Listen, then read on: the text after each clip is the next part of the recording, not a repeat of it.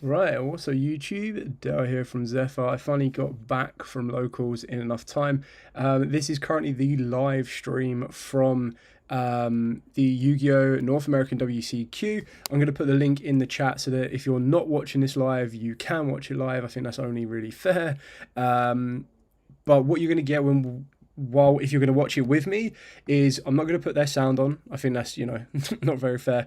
But the idea is that I will give you my own commentary on top of the game, on everything else that's going on. We'll talk about the format, everything else in between, and then I can obviously give you rundowns from locals and everything else that we've done today as we wait for that all important top 64. So they've literally just shown us what the top 64 is, who made it, and everything else in between. So the idea behind this is we are going to be able to just basically watch the top 64. So I don't know what decks all of those people are playing. The chances are they will, majority of them, involve Fiendsmiths in one way or another, but we will soon see. So I'm just gonna try and tweak the settings on this one if I can. It's going at 1080. Okay, so it's not me then. Fine. Yeah, so other than that, we're just going to watch along. We'll see how the duels go. You might see me tilt to one side. That is because I'm currently still tweaking with the deck that I'm looking to take to Euros. And work it back from there, basically.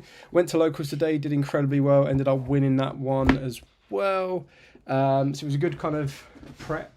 But the first two rounds weren't anything too special, sadly. It's so difficult building certain decks now just because the spaces are like an utmost premium. It really is insane. Like, some of these decks are just too incredibly tight to be able to kind of put anything in, really. Yeah, so we'll see how this goes from here. But the idea is we're just going to watch along with the North American WCQ. Like I said, I'm just going to give you my input from it. Of course, watching the actual live stream will probably be more beneficial for most people. The idea is that we're just going to watch this watch this go through, talk about it, because we're in Europe, so we're on the other side of everything. What did I play? Gimli Jr. I played Ubel because I'm a basic bitch. No, like, I've been playing Ubel for the past few weeks. It was the deck that once we got Phantom, I was always going to be playing quite a bit of. Now the issue is, it's like, okay, cool, well, Phantom will get dunked on, basically. Not Phantom, sorry. Fiendsmith all get dunked on. And at locals today, there was 16 players. Let me see if I can try and remember exactly who played what. So there was Gimmick Puppets, which was really good and useful for me to face, to be honest, because I hadn't faced them before. So that was always going to be a tough one. So my round, so it was Gimmick Puppet. Then there was Fiendsmith, Ubel times 2. Then there was Pure Ubel, which was a pain in the backside to deal with because they still played Super Poly and all of that, which was pretty dangerous. There was Snake Eyes, Fiendsmith. There was Sprite.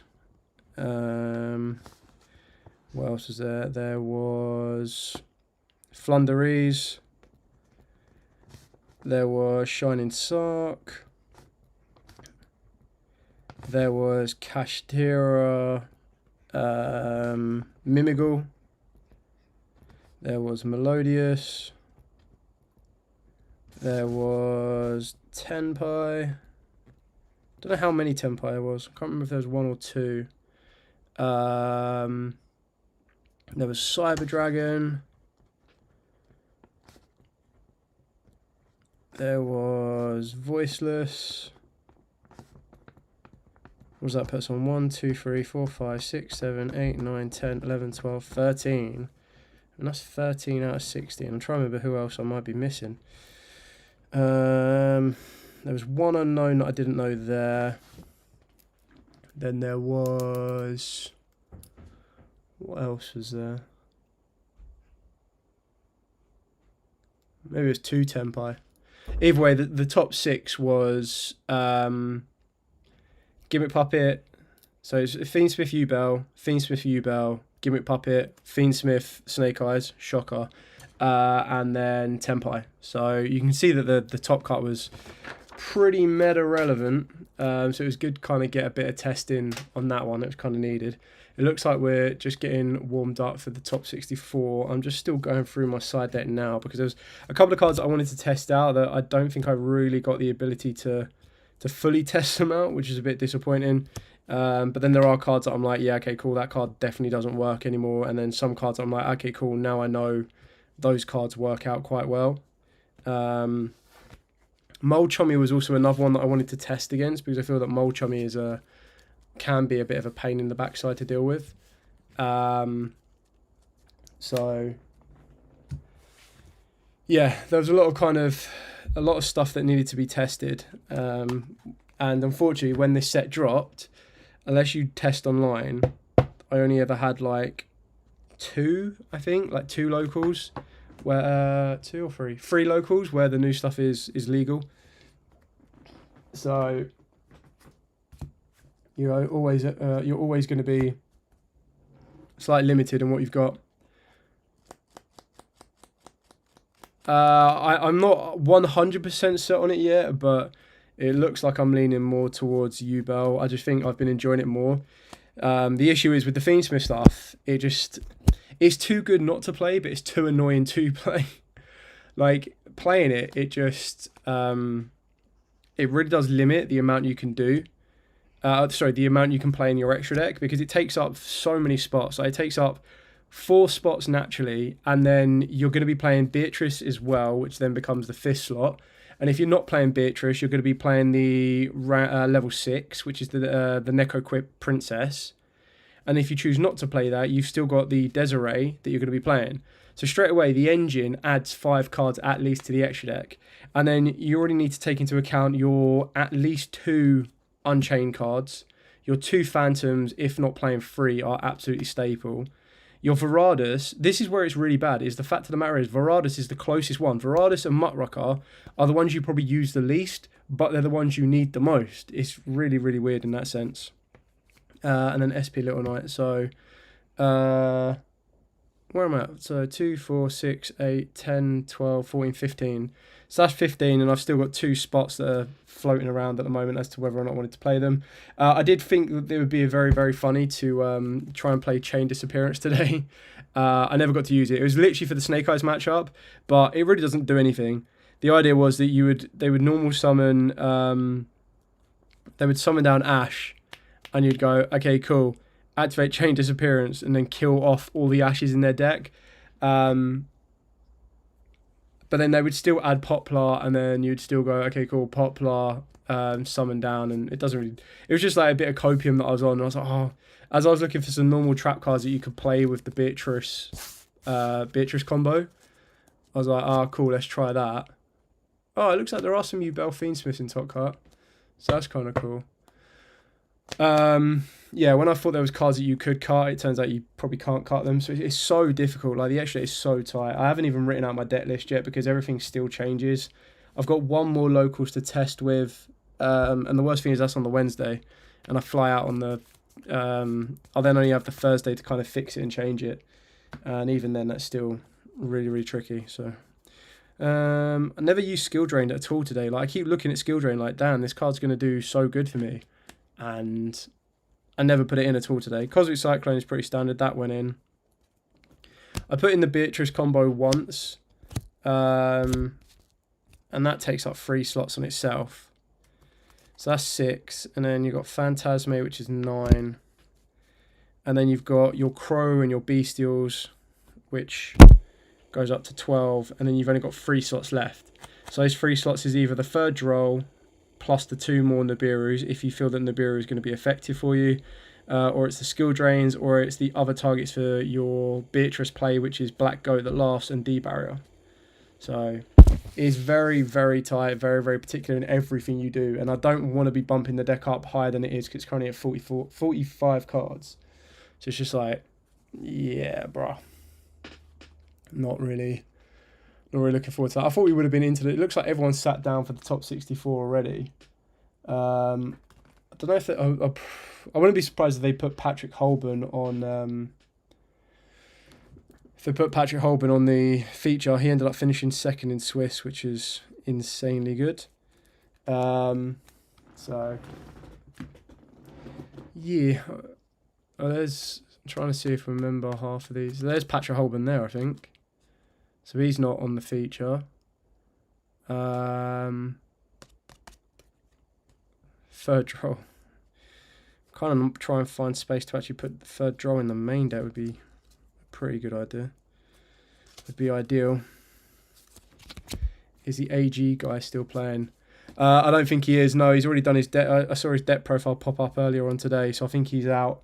I think he might have bubbled off, which is a shame because I've watched most of yesterday's games, and they were all pretty. Like the Ancient Gear one was pretty cool. I saw Team Sam one against the Gimmick Puppet, which is why I was worried about Gimmick Puppets today, because I was like, I've never faced them. I don't know how to face them, and I know like I highly expect them, but it is quite tricky because you can't really go. This is how you definitely stop it. So it does get a little bit dicey on how you can and can't face it. Just trying to organise all my bulk. Ah, there you go. I've got to update my YUGIOH profile now because I finally got the third Wicked Butterfly, which I really, really like. So, what else have we got? Second Master, Reseller, Dominus Purge, Rabbit. Can't believe I've only got one Covus. But okay, so that can all go. Do that there. I didn't see like any other big names. I didn't see Jesse Cotton. I didn't see. I might have missed it, but I didn't see Harney. Or Chris LeBlanc or Pack. I think people are getting used to the Snake Eyes bit, but then I also do feel there is very simple of, can you outgrind the Snake Eyes? No. Okay, cool. Guess we're going to game 2. Can you build off the back of that? No. Okay, I guess we're going into. I guess that's kind of it, kind of thing. Got to make sure you get new sleeves as well. Just sitting here waiting now. They're all sat down, ready to go. They got the Infinite Impermanence mat, so it's a good start. I want to know what the top 64 breakdown is deck-wise. Because I didn't see some of these during the previous rounds. So, but it looks like some people bubbled off. Looked quite tight actually for the top cut. Like the amount of actual dude looks super tired. It looks like, yeah, I'm done, dude. It's been a long ass weekend for all of them, to be fair. I mean, they started at what, like 9 AM, and it's, I don't know what their local time is right now. It's got to be a bit of a slog. I haven't been to an American event. It would be really cool to do so. Just kind of see what it's like on the other side. Oh, we've got. Oh, what have we got? We've got Euros next week. We've got, and then after that, it goes into the new season straight away. It's the OTS Championships and everything else in between. I wonder if they're going to bring back pass downs of. I think the issue is if they don't bring back pass downs for invites, it's going to kill more players. Really is. I already know a bunch of players that would have gone to Euros every single time, every year, no matter what, and they would have got it through pass downs. Sometimes they would have even got it by winning it. But because there was pass downs, there was more value in going to regionals. It was like, okay, well, if I go to a regional, as long as I do okay, I might not walk away with the mat or the debt box or extra packs, but I could walk away with my invite and then go and have this fun time in Euros. And I feel that they've definitely squeezed the player base down to be as competitive as possible. Oh, that's the guy that was playing Gimmick Puppets, wasn't it? The guy... Where is it? This guy right here, right? I believe that was one that was on stream playing Gimmick Puppets. Oh, this is pre-recorded, because this guy... I just saw this guy sat down. Did Gimmick Puppets make it to the top 64? That'd be really cool.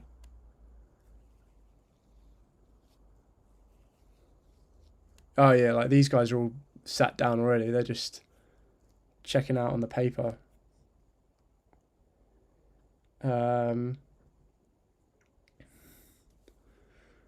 Okay. I'm up to date, right? They still use paper. Oh, they don't use Neuron. Interesting.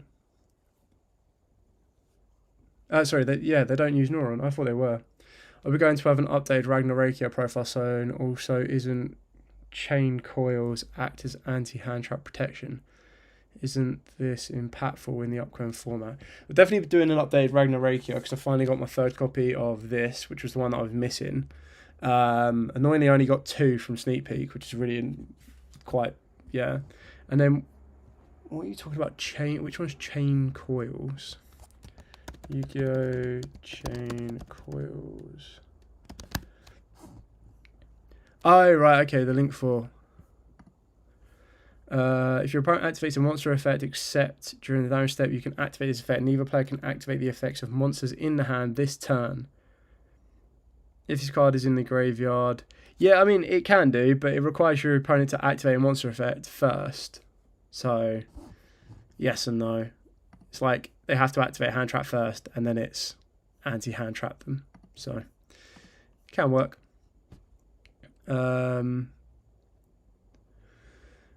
Yeah, I want to update. I don't know if I want to update the reptile one now that I got the serpentine, which is probably worthwhile.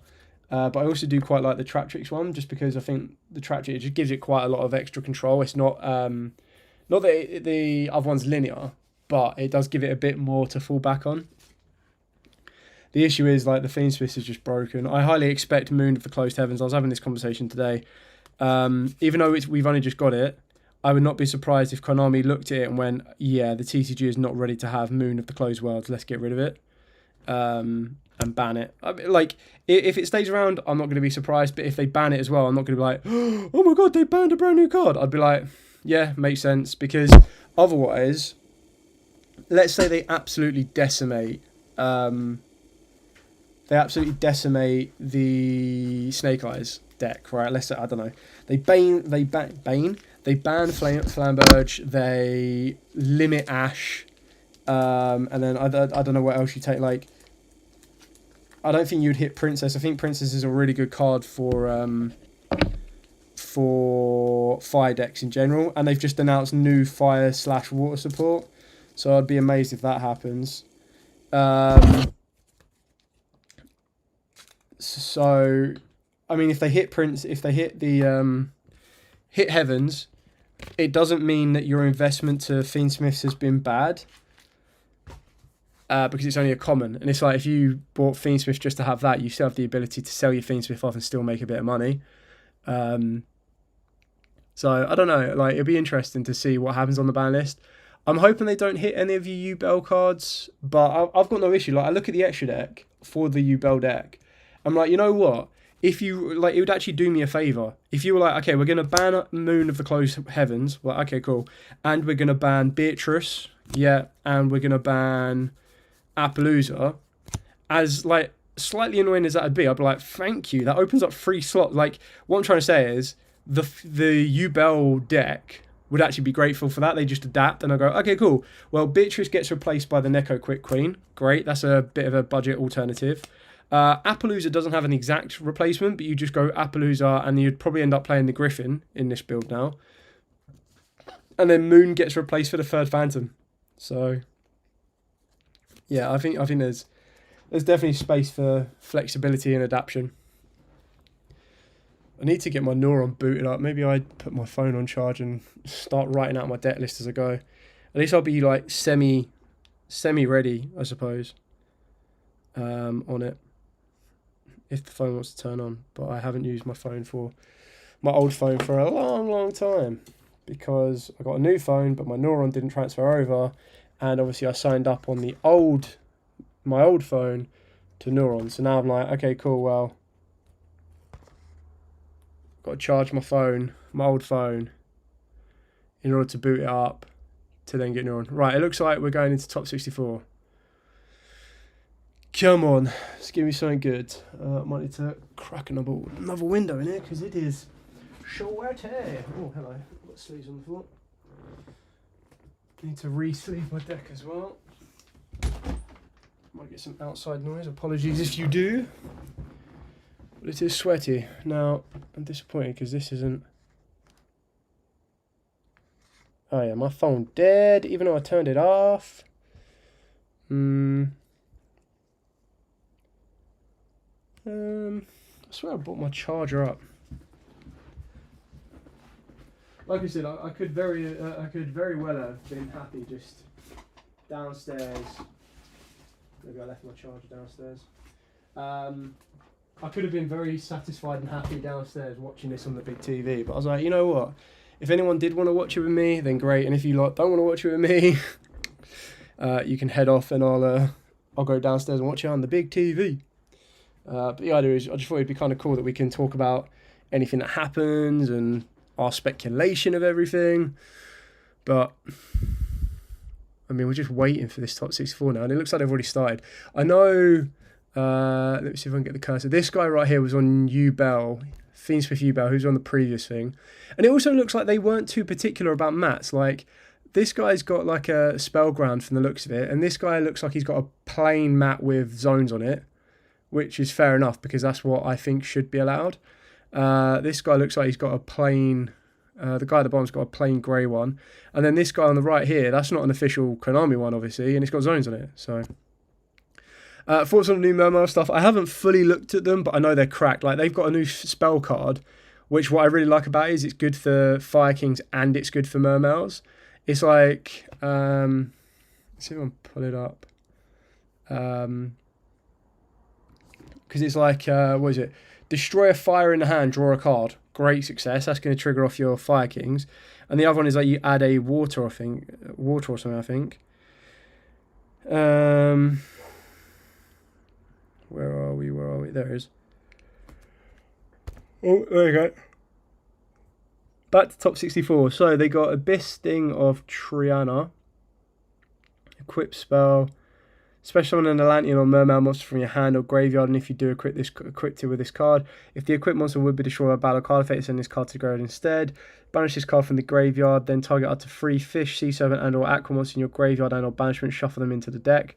The fact that none of those effects are like limit, it's not like a limited to you're going to use that effect once per turn, it's like all of them, which is kind of cool. A brand new Link Free, the Neptibus. Oh, there you go. Looks like they chose Dominic Couch to do it. So he's on Feast with Snake Eyes. Not really surprised on that one. Please don't be a Feast with Snake Eyes mirror. God, no. Please, no.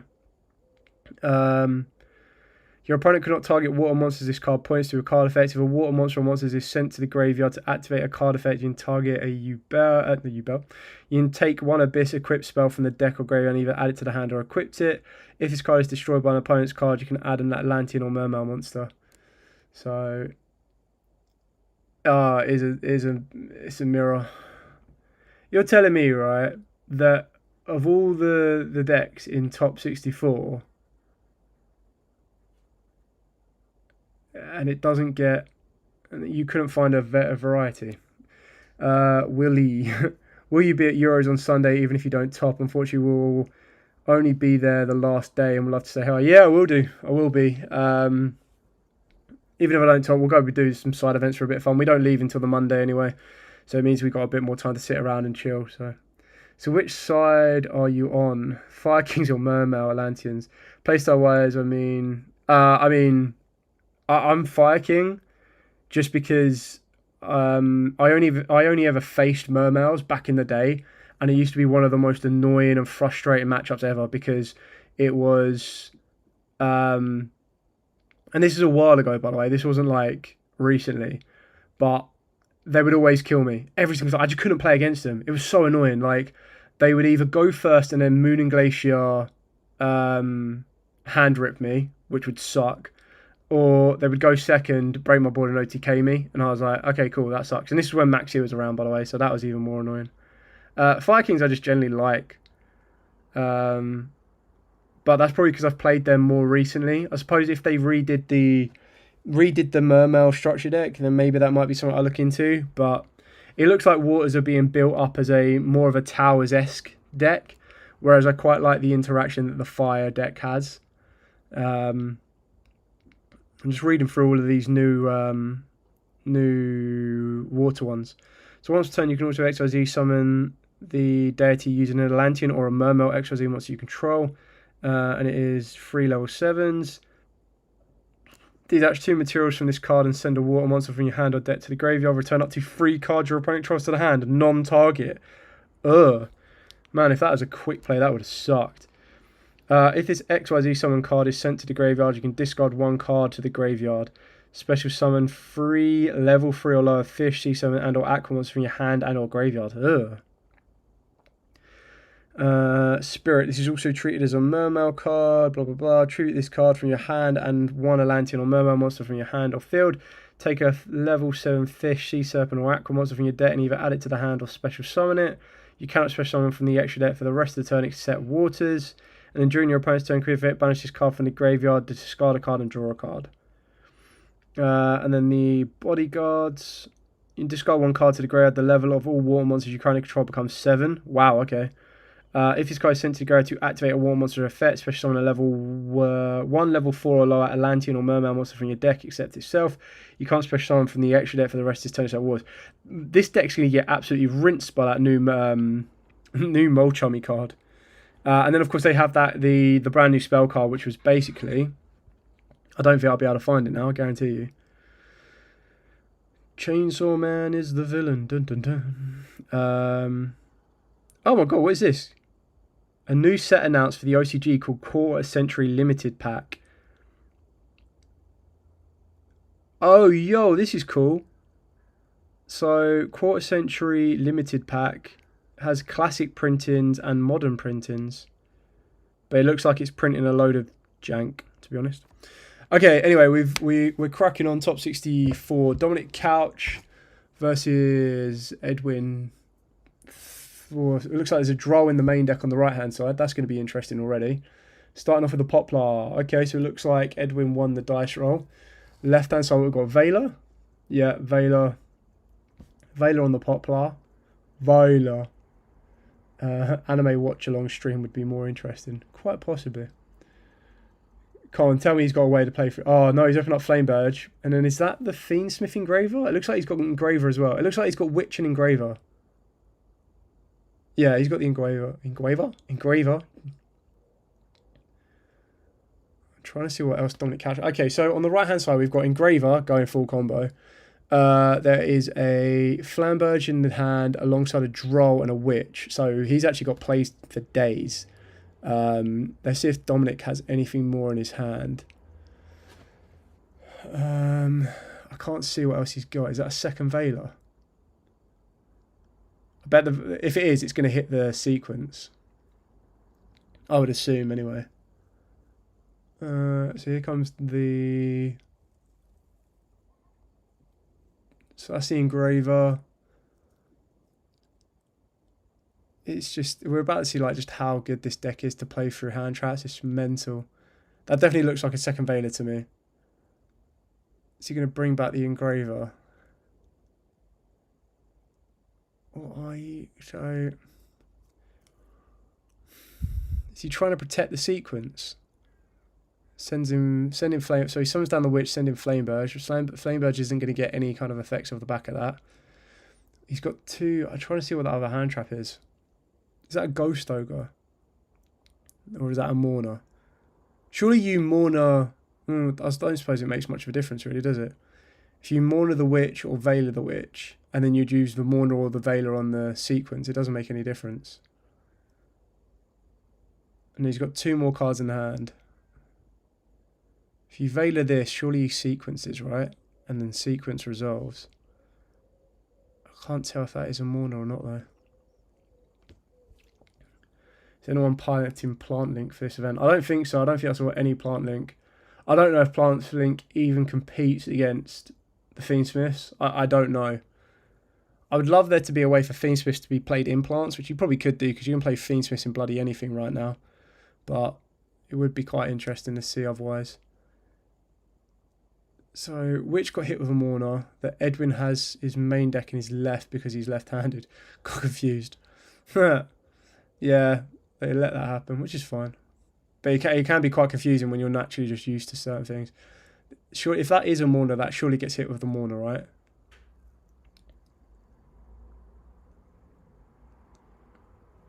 Okay, well, if he's not stopping the sequence, that is a bit weird. Because I thought you would have... I mean, it stops off OSS, and I suppose he might have thought, what's the worst that sequence can do? But if sequence still gets you into, let's say, an Appaloosa...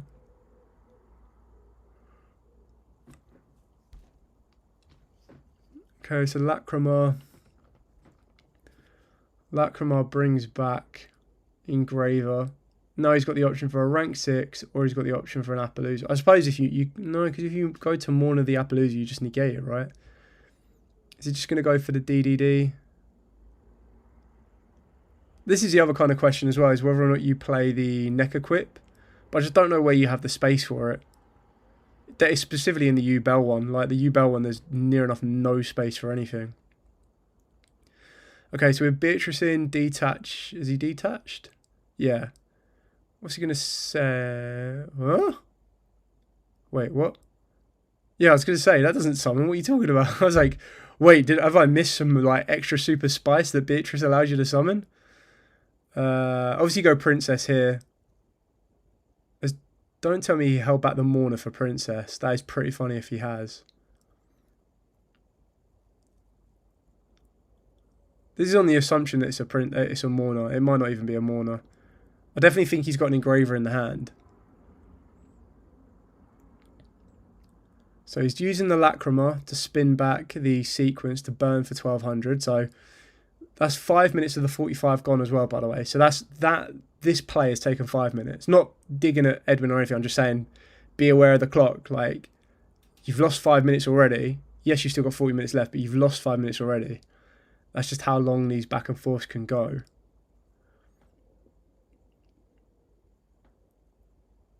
Ghost, he was a Ghost Ogre. Wow, okay. I suppose Ghost Ogre in the Ash. So then it would add what? It would add...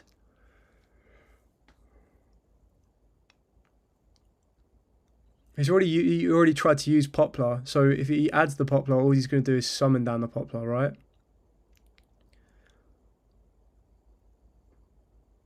So do you add the follow-up? But then I don't know where you go from here. Like all he's got left is a Droll. So he's got to hope that just a Droll on whatever Dominic top decks is enough.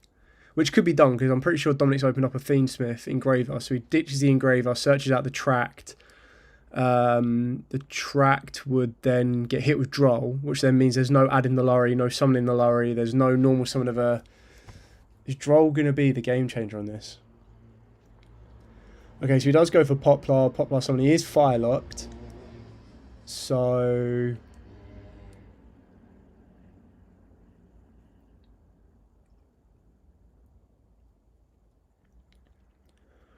What do you do? Do you go into the Pyro Phoenix and then put the Pyro Phoenix in the graveyard?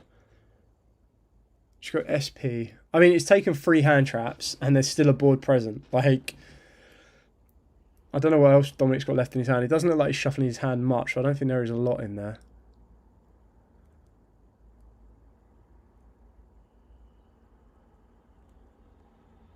Heater.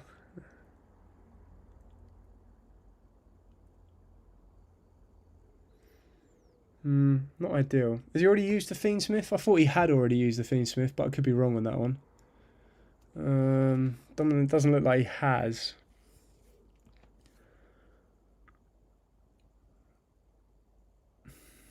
Okay.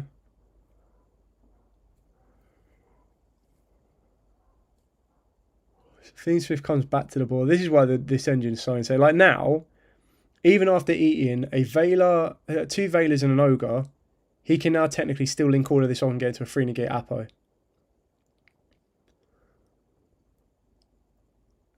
Yeah, so it's just going to go IP for a 2 negate Apo instead.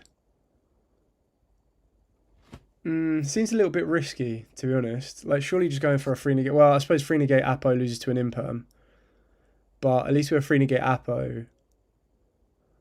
Like, I mean, basically what I mean is the first effect that Dominic plays is going to be free. So I don't know. It looks like he's got a 1-for-1.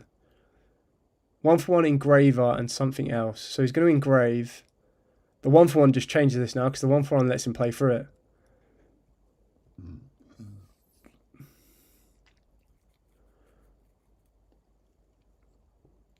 Add the engraver. There's the droll. I suppose if you leave the IP on the board, then you leave yourself open to the option of an SP or an IP. It's depending on what you want to go for, I suppose. So we know that Dominic's hand is tracked 1-for-1 and then a monster. So he can activate, he can successfully resolve the 1-for-1, which is fine. Oh, it's a poplar. Bruh, everyone's opening up the poplars. So he goes 1-for-1. He has to ditch the poplar. I suppose the poplar puts itself in the spin trap zone, right? I can't remember if poplar off the top of my head goes no matter what. God, I remember when poplar first came out, it was like, what, £30 card? LOL. And now it's like £6. Princess as well was like a 30, 40, £50 card, and then it was like ultra, and it was like, oh, okay, cool, £30 card, £12 card. I mean, surely you go for Ash, right? Or Oak, yeah, fine. Go for Oak.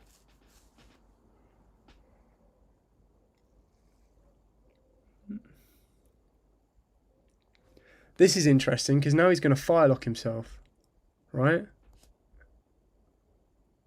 Chain.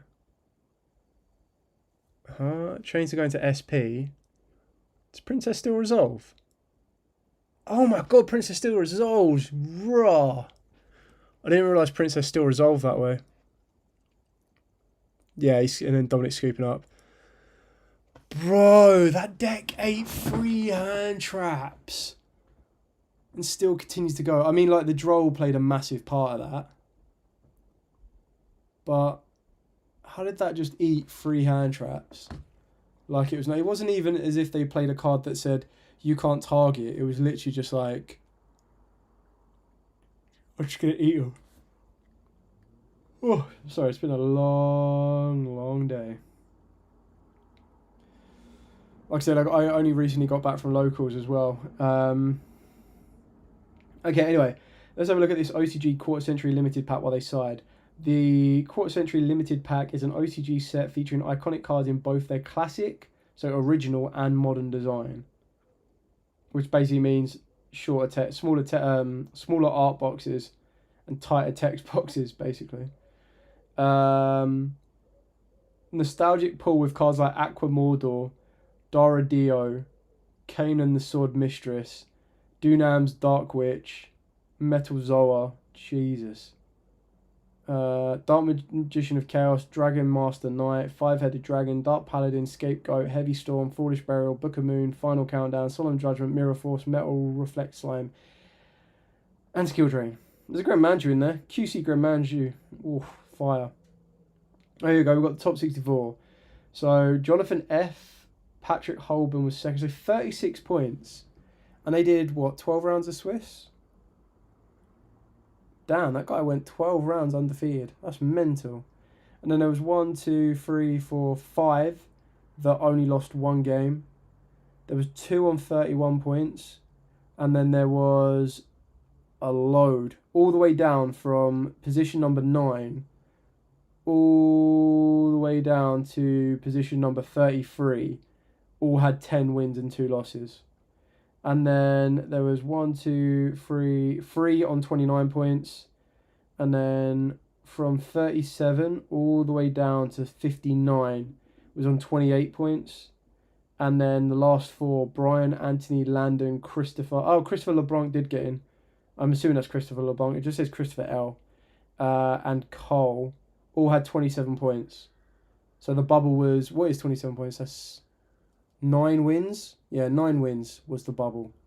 And you had to have done, like, you would have had to have done incredibly well.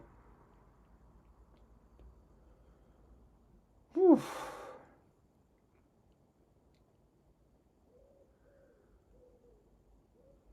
Okay, so it looks like we're getting warmed up to go into game 2 now. They're just siding up, shuffling up and going from it. Easily the worst top 64 announcement. It is pretty funny going through Zodiac Duelist.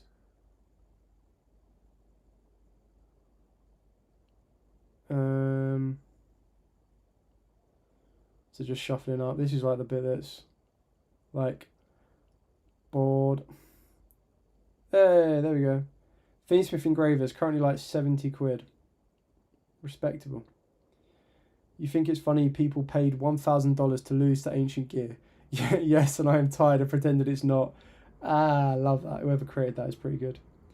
The Ancient Gear match was pretty special. Just people not knowing what Ancient Gears do. Okay, cool. Starting off, Dominic starts off with Wanted. I'm assuming this is in the draw phase to play around draw. That he knows that Edwin mains it. Grabs himself a very tidy witch. Wonder what you lot think about this new layout. I think like the text of Time to Duel along the side, like here and here. I'm just gonna bring this down a little bit. Isn't really worth it. Like to me, this just takes up space that doesn't need to be taken up. Like this can be zoomed in a little bit more. I like this with the card highlight bit. Whether it's needed or not, I don't know. Sometimes it can be quite useful for people to be like, oh, that's what that card does. But I feel that you could cut this out, zoom this in, and then basically what you end up doing is you get rid of some dead space here. You definitely make the game board bigger. I suppose that was the one complaint that most people had, is trying to watch this on a phone. But then I suppose they probably want most people to be watching it on a laptop or something a little bit more. Okay, so anyway, carrying on. It looks like we've got an Engraver. Oh, he's opened up Crossout and a Trap card. I mean, he's got the Crossout protection. That's a good start. Edwin doesn't look like he's looking at his hand at all. So either he knows exactly when he's about to drop a hand trap from his hand, or he doesn't have anything. So I do also think it's really weird. Like I didn't believe the rumours when I first heard them. But a couple of my friends at locals were like, oh yeah, we bought some boxes, and one of them boxes was a one secret box. Now, I know that one secret boxes exist because it happened. I know it's happened before. And it sucks. Obviously, it does suck. But it's like, it's a little bit more than coincidence when you're like, whoa, yo, draw. Has he got the cross out for the draw? Wait, what? Did that draw hit the graveyard? Yeah, it did. Oh, he just drawed him. I just thought it was a little bit more of a coincidence when people are like, oh yeah, by the way,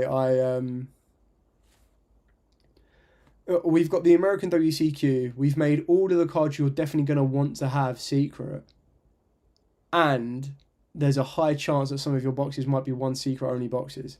It kind of like, that kind of look, or that kind of, I suppose publicity is the right word, the output of that is really bad, because straight away you're going to be like, sorry, what? And it kind of highlights that whole pay-to-play kind of element, really. Anyway, so we're carrying on with this one. It looks like Dominic's now playing on the Droll, but I can't imagine this is the worst thing around. Or is he just going to end on IP? Surely he has the ability to get to Flameburge, right? Like, that's kind of what you want to be doing. I can't see Droll being that damaging. Unless I've missed something. But like, get your Flameburge into rotation. Did he already open up? I don't see how's Laurie in the graveyard, but not on the board. Like, what have I missed? There's only been one card dropped out of Edwin's hand, so I know he hasn't done anything too wild. And he went for the Ash. No search. Summon out the Deer Bells. Oak goes into the Spell and Trap zone. Okay, I suppose he just wanted Ash into rotation so that when he does Flameburge during his opponent's turn, he gets the Ash back. Yeah, that's fine. I don't see this deck surviving post Euros. There's just no way. No way. Oh, he normal summoned the Lorry. Oh. That's horrible. That's not nice at all. God damn. It also shows that maybe Dominic's not playing Droll then. Because surely you would cross out the Droll if it was that big of an issue. But I don't think Droll is that big of an issue, to be honest. I suppose also in the mirror match, if you keep the Droll, if you keep the cross out, you can cross out as a aggressor during your opponent's turn, which is also really quite helpful sometimes. So cross out Call Engraver.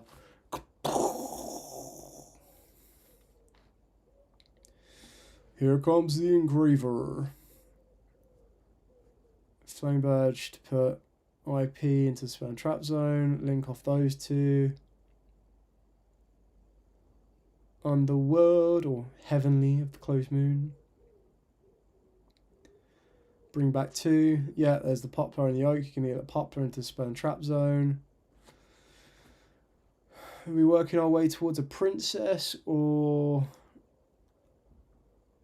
are you going to try and go into something like sequence?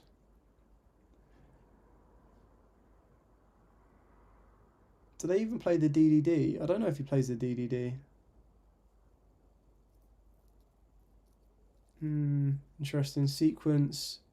Go on, please do 3. I want to see Desiree. Yeah, boy! Here comes Desiree! And then you go into Princess as well. Oh, it's cracked. Absolutely cracked. The fact you add Princess to this as well is just... Ugh. I always think it's silly that you can't use a dice to represent how many negates Appaloosa's got. Both players just have to remember. Which is fine. I'm not saying it's like that big of an issue. But then it's also not that big of an issue that you just be like, here's a dice. I wouldn't even mind if you let them have 3 dice. But like, here you go, here's 3 of our attribute dice that we want to promote. Have 1, 2, and 3. Take off a dice at a time. I get it because sometimes you might forget to change the dice off, or you might forget to turn it from like 3 to 2, or you turn it, you go, oh, how many did it have? So, but maybe if you just, I don't know, maybe even those speed doll, is it speed doll? The little poker chips they have. I love those. I would love for us to be able to get those in actual accessible through the TCG rather than just through speed dolls. The dying art that is speed dolls. I would like them to have like boxes and boxes of it in a warehouse, and they're like, oh, we got to get rid of these. I guess we'll give them to people with the coins. Oh, that's what else you could have done. Is you could have used coins. You could be like, here you go. Here's 3 coins stacked on top of your Appaloosa. That's your 3 counters. Be well on for that. Okay, so currently we have a Desiree which has a non-target of 2 to negate. We've got, and I do like this play. This play is really cool when you negate your own princess, which then allows you to go into any link you want. Oh, he's playing the Silo Hat as well. So he's now got 2 non-target negates. Oh, and he's playing the statue one. What does the statue one do? I know there is deity which negates equal to YUGIOH. The other one, yeah, there it is. The angel statue. Oh,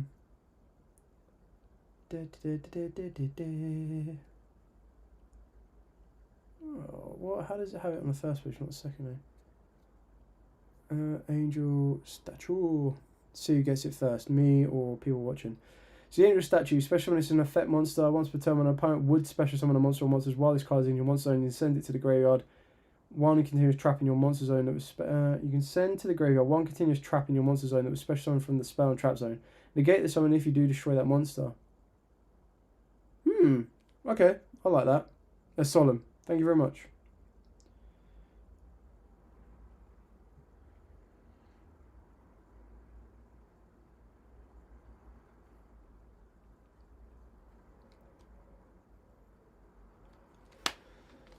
That's a pretty impressive board. So he's got a Solemn, followed up by the Rabbit, which pops a spell and trap. Nice. Nice, okay, I like that. And then he's still got the 2 target negates off of the back of the Desiree and 3 negates off of Appaloosa. I don't see how Edwin breaks this without something like a droplet. Yeah.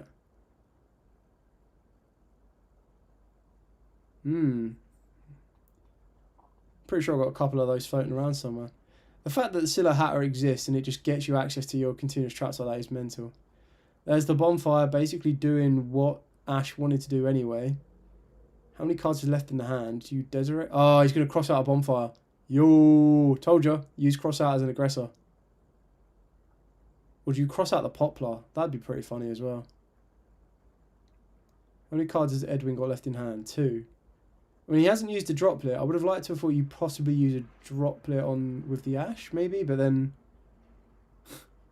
just going to Appo that one. Oh, he's got a wanted as well. Interesting. Yeah, scoop it up. You just use Desiree Negate and that's it. Cool.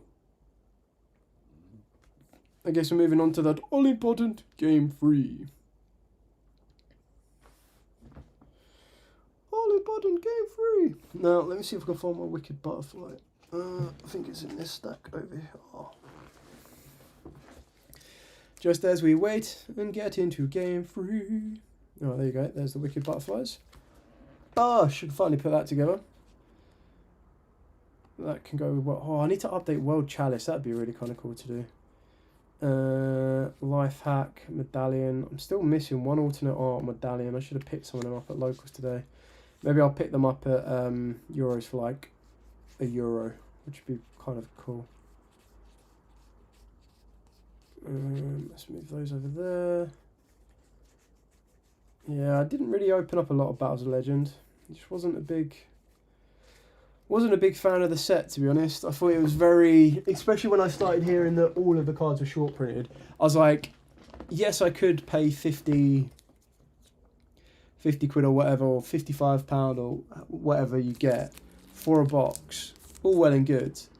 But then if that box didn't have a Phantom in it, I might as well have just gone and bought a Phantom. So it kind of defeated the object of it. I told you, like, Mimicals, 20 quid for a core was an absolute steal. Absolute steely wheelie. Dark Magic Mirror Force. Oh, I do need to update my Shining Sark. I really love that deck as well. I've been trying to get it max rarity, but it's very, very difficult. I wasn't going to bother, and then I got a deal on some of the Shining Sarks, and I was able to pick up a playset of Shining Sark. And I was like, oh, okay, cool. Guess I'll keep an eye out. So now all I've got to do is get Future Silence. But I need 3 of those at the moment. And then if I get 3 of those, it would be max rarity. Oh, and the Dark Magician. But the Dark Magician's new, so I can be patient with that. I also want to get Whitewoods. I think Whitewoods are pretty fun. But I've spent all my money on Fiendsmith. So the price we pay, I'm afraid. Cool.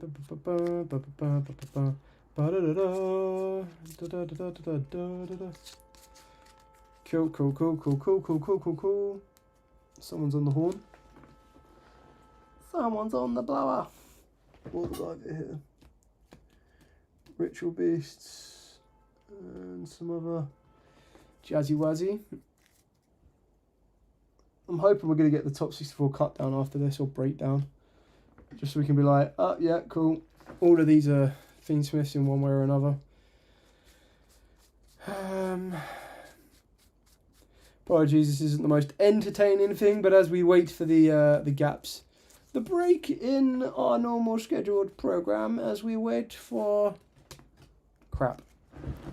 That's in a dangerous position as well. And here we see the normal Yu-Gi-Oh viewer waiting patiently for all-important Game 3. The Game 3 will consist of a Snake Eyes mirror match involving the brand new Fiendsmiths. Do we dare to wait and see if the Fiendsmiths will reign supreme? Wahaha. Oh, Mementos. God, I wanted to play Mementos as well. Just haven't got enough brain capacity right now, I'm afraid, to play that as well. Oh, he's power shuffling as well. The judge is like looking at the time, like power shuffling and everything. Like, what are you doing? Just get on with it. Okay, looks like Edwin's going first.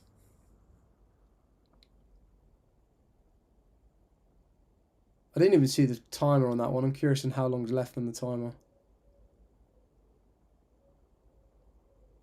Now we're just waiting for the heads up from the stream to take us back to Game 3. How long we got left? Come on.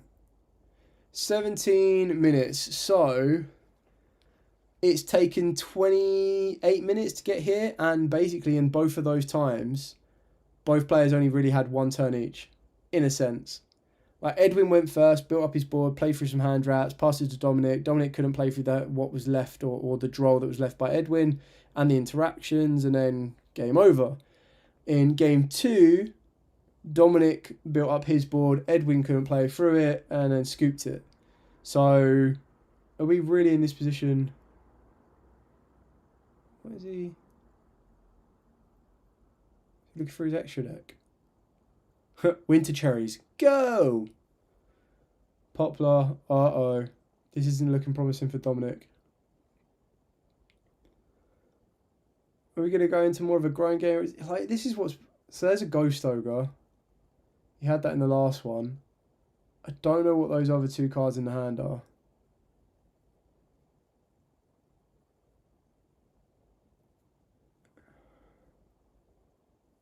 So he's got the Divine Temple. I mean, I really don't want this game to become a 15-minute built my board, a draw for turn, yeah, can't break it, scoop. And then reverse. A 15-minute build my board. Now that the deck's even better with Fiendsmith that they can play. Like in the past, it was like, okay, they opened up 3 hand traps, I can't play anymore, game over. And now it's like, I've opened up 3 hand traps, they can still play because of Fiendsmiths. I guess those 3 hand traps meant absolutely nothing. So... Oh, I don't know. Don't know. Oh, he got a Magnum mode though.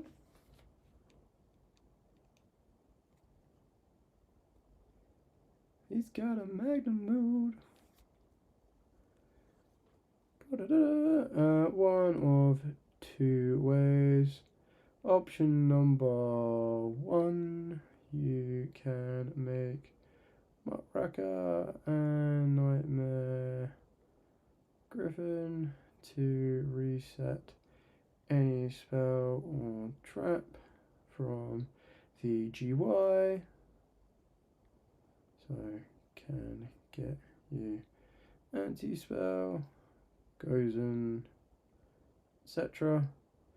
Alternatively, you send Angel with blue tears, burn with Lacrima, and set from deck something like D-Barrier, DDG, etc. Yep, Beatrice is a bull crap. Is Magnamute enough to do this? I mean, it got rid of the Lari, which shut off the Tractor's play. But, correct me if I'm wrong, but you can still do the Fiendsmith play, right? Like, that hasn't stopped the Fiendsmith play. Yeah, here we go. Here's the Fiendsmith play. So it still lets you do it. You just don't get the Lari bit. But you're still going to end on, like, an Apo. I mean, the Magnamute into a Druid Sperm is still pretty good.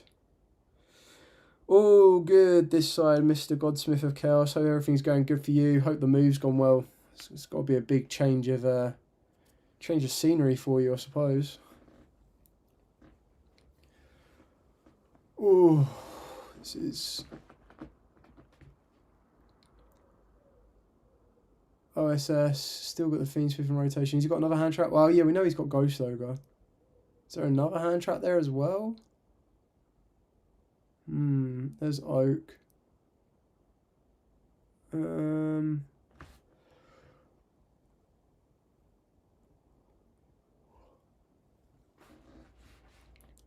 he's got a cross out, so he's got a bit of protection, but I don't know how effective, like how massively impactful cross out is, because more times than not, you're trying to cross out a hand trap, and then they go, okay, cool, well, I can negate the cross out of what I might have on the board. Definitely a Ghost Ogre. It looks like he's got a green card there, but the green card is that I was thinking of would be Corridor, which is a bit weird. Can't imagine Corridor being in this build. But it's all guessing games at the moment when you can't see the hand clear enough. Oh, Doi, green card is Snake Eyes Oak. What a dummy. Oh dear. So he's opened up Oak, which isn't the best one to open up with really either, because if there's nothing in the graveyard. Is that a 4 or a 3 negate Apo? Is that a 4 negate Apo? Oh my god, it is. Yo, 4 negate Apo. Guy going big or go home. I mean, he's got the Ghost Ogre for the Apo. So it's not the end of the world on that one. Still got the Druid Swarm, which will search in the end phase, which can get rid of the Flame Burge.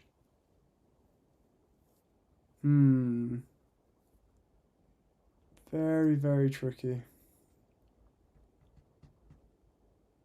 Oh, the Bull Drake as well. Yo. He baited out that Apo.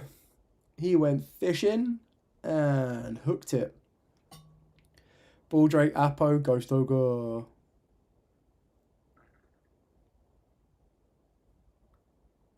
Gotta love it.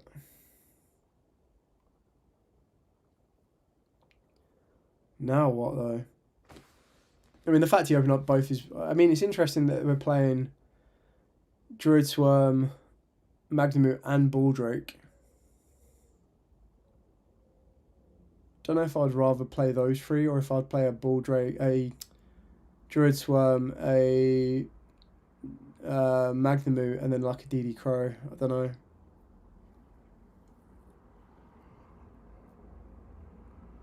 I think DD Crow could be quite damaging to a lot of players. This is why Euros is so different to Bull Drake to negate that. Yo, he's played this incredibly well. He has literally pulled his opponent's board apart bit by bit. Ghost Ogre, Druid Swarm, and Bull Drake. What the heck, man? Well, there's the free hand track you ain't playing through. I can tell you that for nothing. There's Druid Swarm.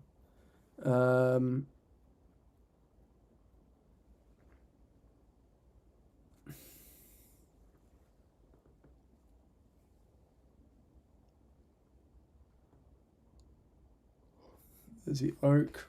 Yeah, and they just scoots it up.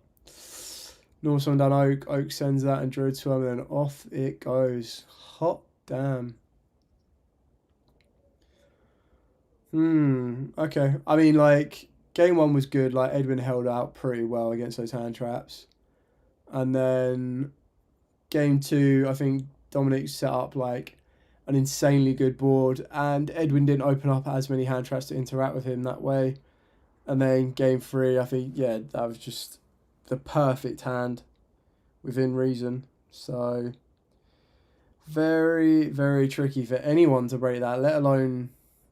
You know, like anyone in the top 64, it's just insane.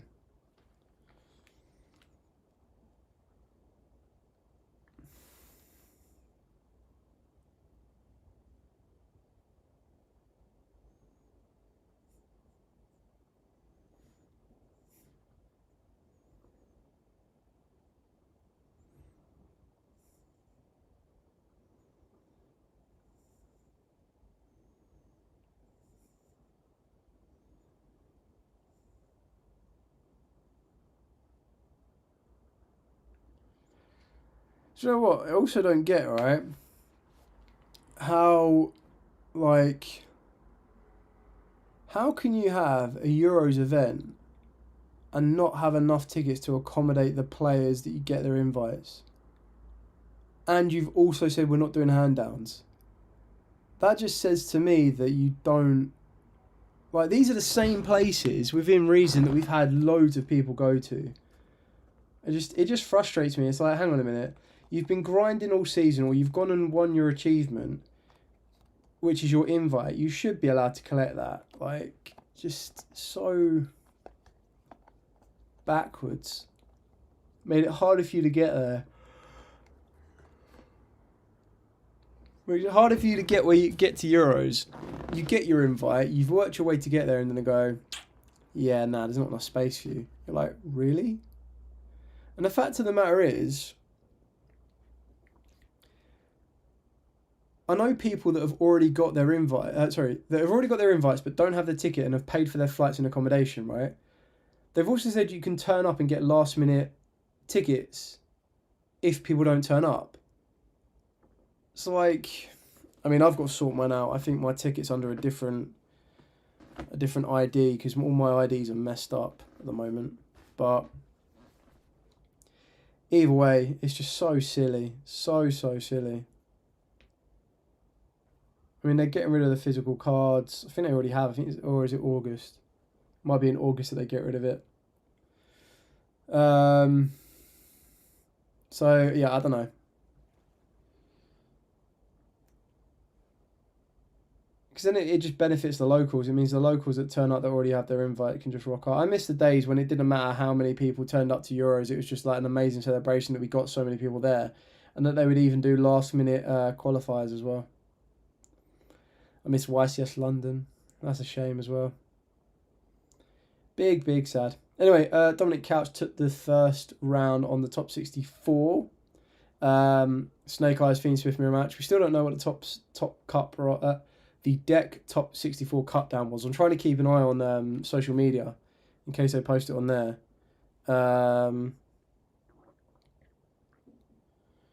See if anything's been popped up, because it'd be. I mean, not that I'm too surprised. Oh, there we go. So we've got Corbin's Ancient Gear deck, which is spice. I loved watching that. That was very fun. Very good though. Very good though. Everyone is after engravers. Everyone is after engravers. Not that I'm so surprised that everyone's after engravers. It is like the highest hype card right now. Now they're about to interview Dominic Couch. There's a reason Dominic Couch is as good of a player as he is.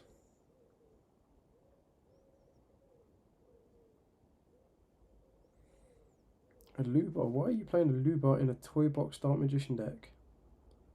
What is a Luba getting you here? What the hell? Someone's just sent me a Dark Magician deck with the Toy Box engine, with Cartesia, 1 Albaz. Oh, okay, there it is. 3 Brand Fusion. I didn't see the Brand Fusion.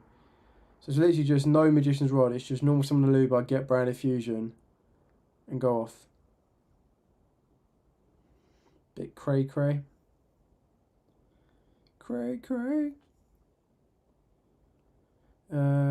It's a portion multiple times, and I am positive you have a 14 card extra deck. Third light heart for the grind, or something else better than the third. How did I miss? No. I mean, mistakes happen. I do sometimes miscount, but I could have sworn there was 15 in there. I mean, to be fair, this was like over a month ago. I missed Scareclaw. Scareclaw was fun. 1, 2, 3.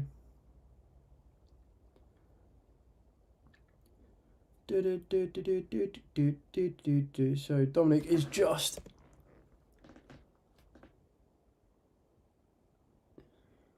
listening to Dominic talk about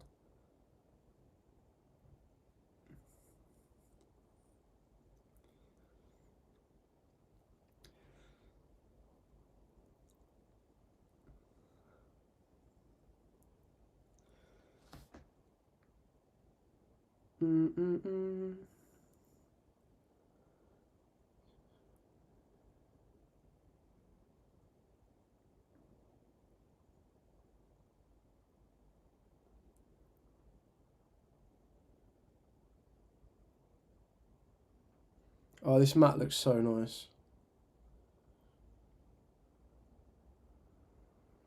Yeah, I like that too. Zones are really cool.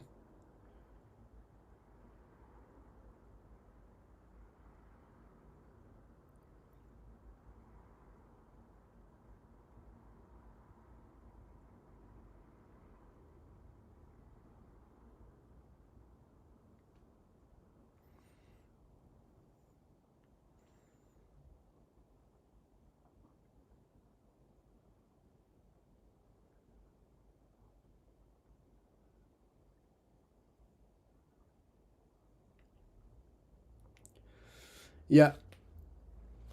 Is it August 9th to 10th? Yeah, August 9th to 10th, you can get an OTS Championship. That's the new regional mat as well, by the way. I think it's really kind of cool. I really do like it. Really do like it. I think it's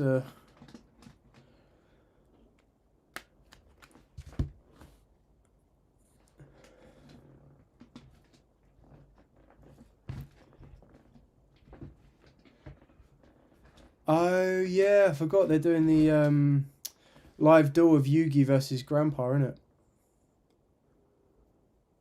So this is a pre-recorded trailer.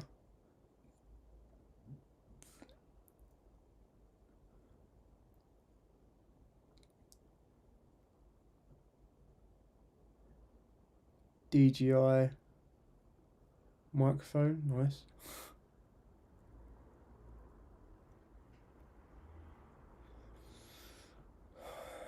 Doesn't look like Hani made it in.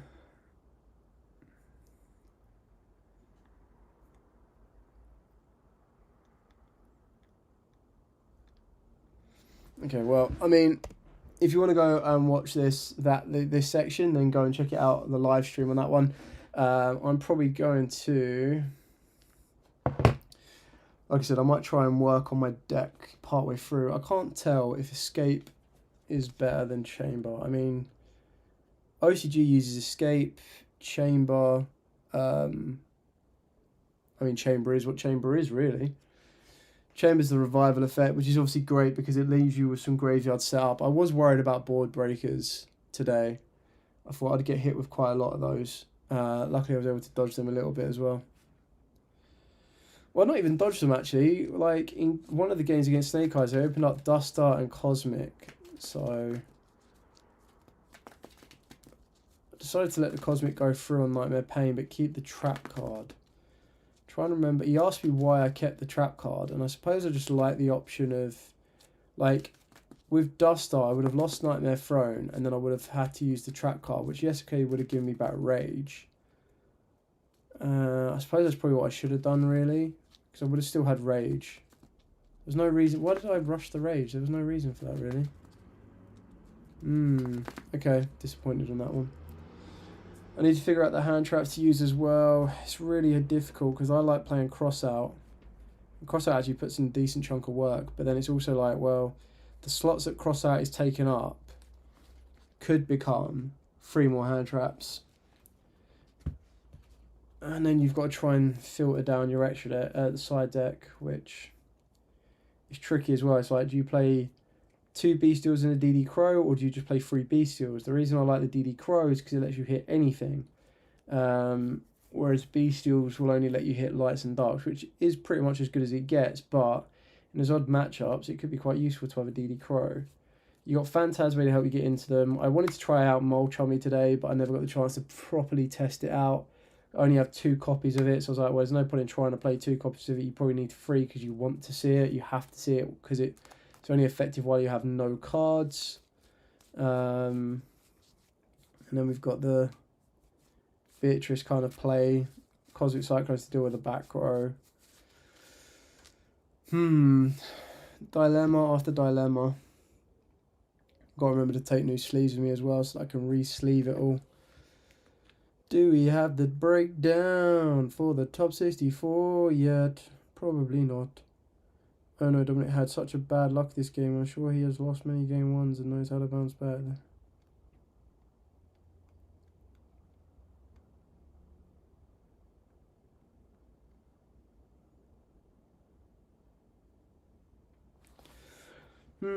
Okay, interesting. Bit of water hype going on. Oh my god, Time Terror and Morganites. Few quid a piece. Madness. Sprite double cross, rise to full heights. Whoa, kaboo. Looks like someone's trying to build Paleozoics. Yeah, always fun.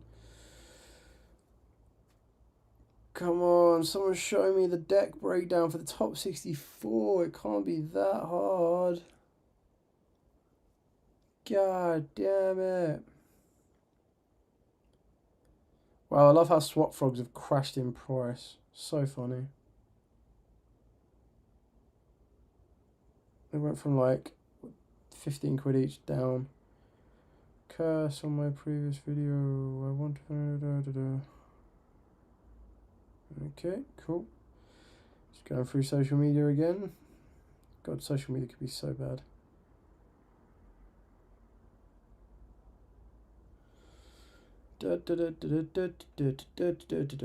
That's what my brain does, unfortunately. It's nice to see engravers now at like a solid 70 rather than people trying to sell 100, sell them for £100 a piece. Thank God. Oh, gimmick puppets.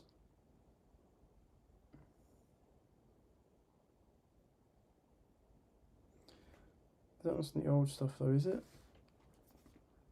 Have I posted a picture upside down? That's old. I mean, most of the gimmick puppet stuff's cheap.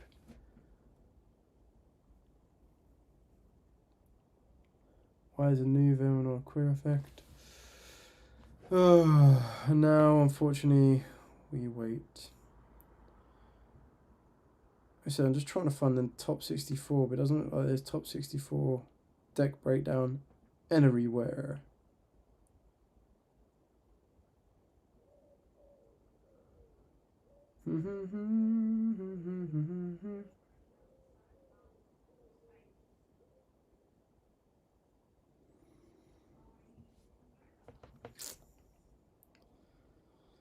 I don't know, guys. I just don't know. There's no top 64 in here at all.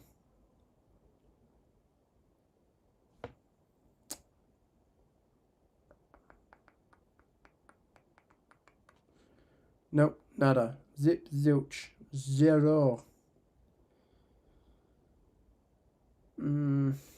Disappointed. Disappointed. Disappointed.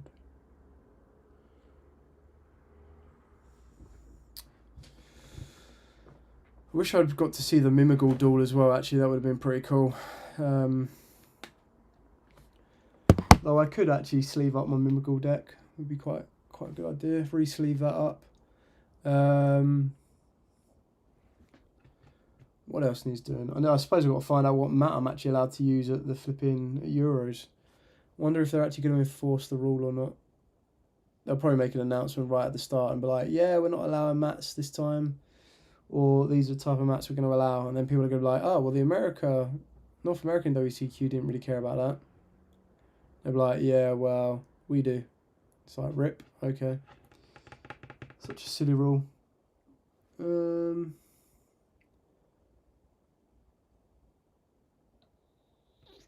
Also got editing to do. Let's write a list. I don't know. God, I hate the downtime. I'm just hoping that, you know, this gets shorter and shorter as we go on. Otherwise, you just end up watching advertisement after advertisement. It's like, yeah, okay, cool, we get it. We get it, we get it, we get it. Right, so we have Madolce to come out. We also have Gimmick Puppets. We have Shining Sock.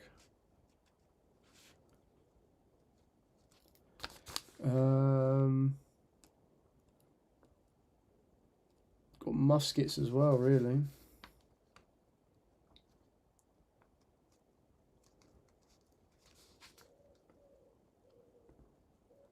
At this point, I didn't get to see Cameron Neal's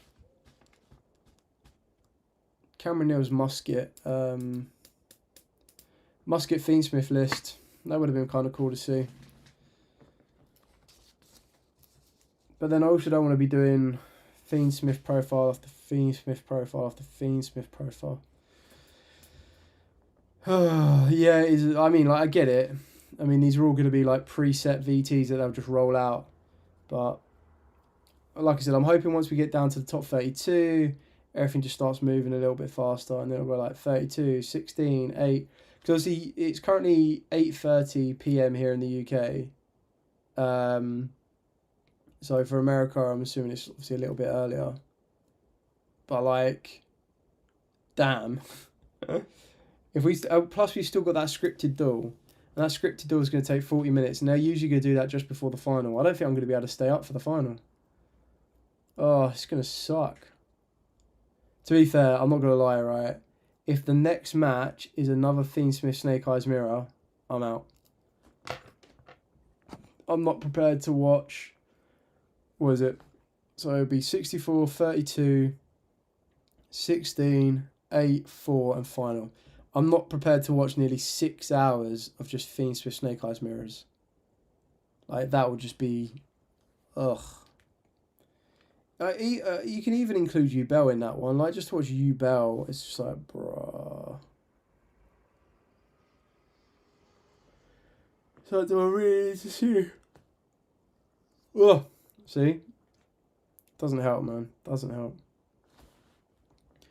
Oh yeah, 8:30, 11:30. I'll probably push it to 11:30. I might need to get a drink in a minute though. That would be a smart idea. Otherwise, I'm just gonna have to switch the camera around and we'll just start, I don't know, deck building, I guess. Yeah, I've got to try and get stuff's preset.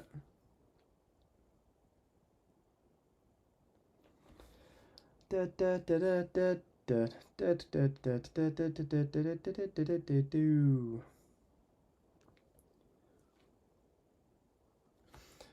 would have liked to have faced the Mimical Kashtira match today.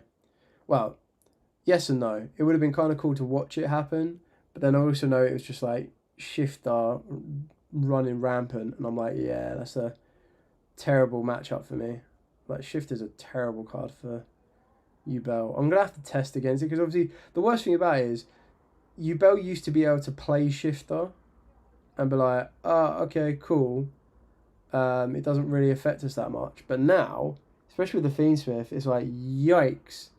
We actually need our graveyard massively.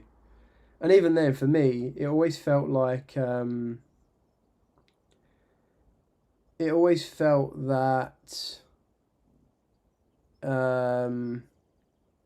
Shifter always felt like not the warning track card, what was it? Imperial Order. It always felt like Imperial Order to me, and what I mean by that is every time I used to play Imperial Order, I'd always die to it. I'd always kill myself. I was very bad at it that way. But unfortunately, I was just like me being maybe unlucky. I don't know. It just wasn't ideal. So maybe lesson learned on that one. I don't know.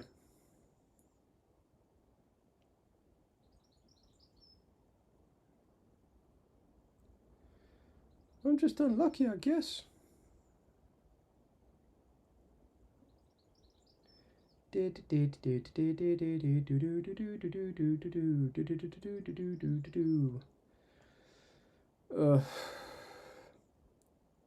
like hot. This ain't even halftime, my guy.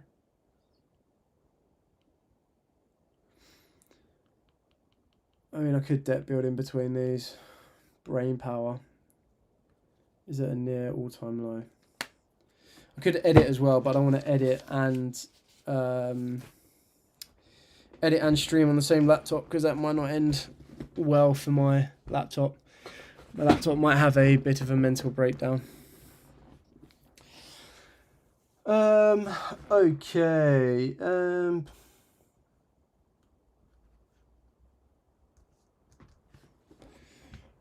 got my other schedule over there. See if there's anything I've missed.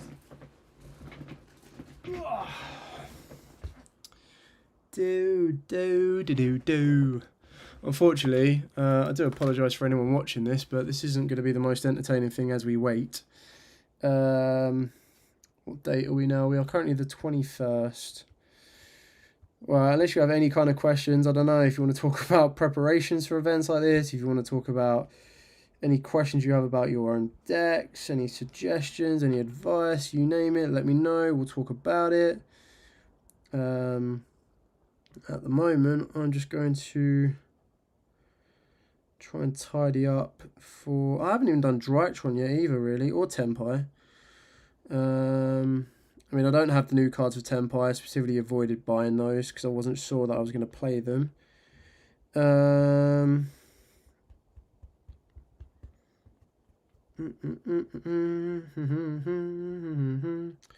Whitewoods, I would love to play Whitewood Toy Box. I think that's like the best way of doing it, but like I said, I spent all my money on Fiendsmith, so Whitewoods is going to have to wait. Exodia deck does look quite fun, and I didn't get to see the duel yesterday. Whereas like where they faced off, it was the Exodia deck was playing. Carly's working on that pure Inferno build. He is at the moment. He was playing, so he's been doing quite well with it for the past few weeks. And then someone else that are locals on Friday apparently hand ripped with Fiendsmith because you go into sequence, and then sequence lets you spin back all of your Infernoids, and then because you make the Tierra with like 9 different Infernoids, you just hand rip your opponent, which is brutal. But part and part of it, I'm afraid. Okay.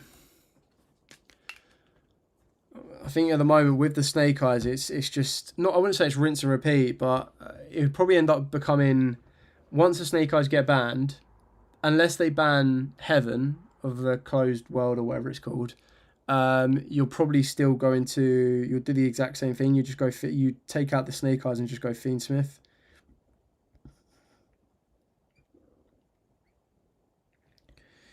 Da da dum da da dum da da dum da da dum dum dum da da dum. This.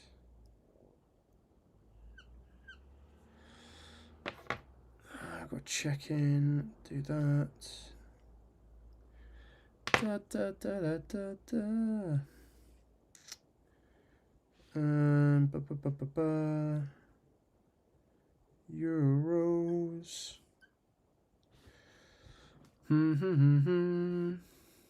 God, this is so droll. How, like, they had a second feature table set up for all the other matches. You're telling me they couldn't set up 2 feature tables?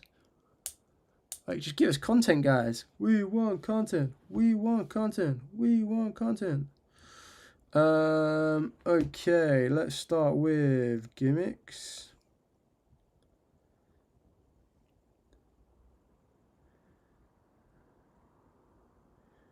And then Dolces.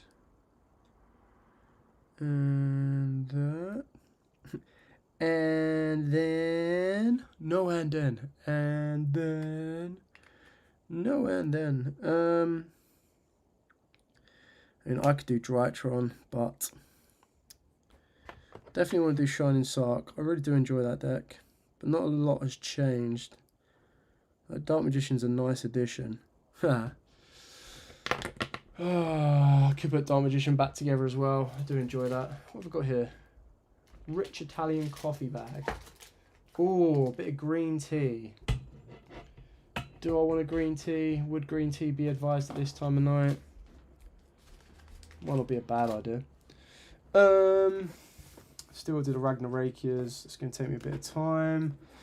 I'm just thinking aloud, I'm afraid, guys and girls. Let's try and tidy this up a little bit. So, get that up and out of the way. Put that there, put that there. I was hoping to pick up a QC of the Dark Magician today, but unfortunately my friend did not turn up. Whitewood's Toy Box Millennium is really fun. Small Fiendsmith package, 1 Engraver in main, 1 Requiem, 1 Moon, and 1 Necker with the extra. Still Wave King. I know many are on Centurion Runic though. Yeah, I'm not the biggest fan of Centurions or the Runics, but I get it. I quite enjoyed doing the Light and Darkness Dragon. That was a fun deck to build. I do want to play Whitewood, give Whitewoods a go, because I quite like the idea of synchro based decks, and that's probably like the most modernized ideal one. So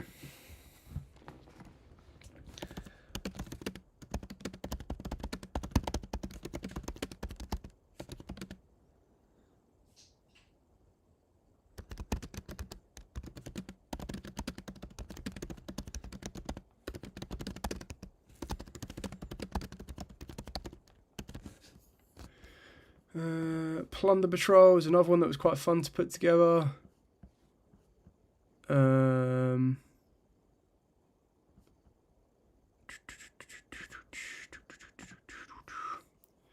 Mimigals were also pretty fun to put together as well, actually.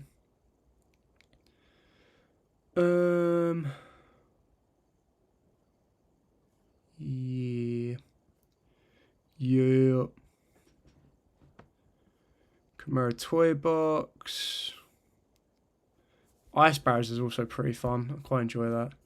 It's all about finding your second deck you want to take to Euros as well. No,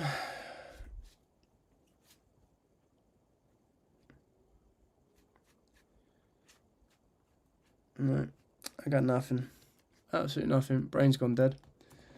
We're waiting on top 32. This is just so droll. And not even droll and lock. It's just like,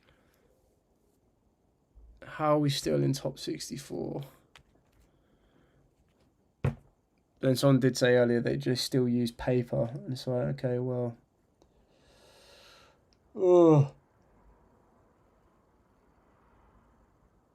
so exhausted.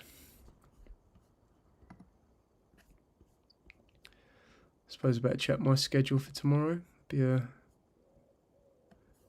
good idea. Oh, hey, are we back? We top 32 in?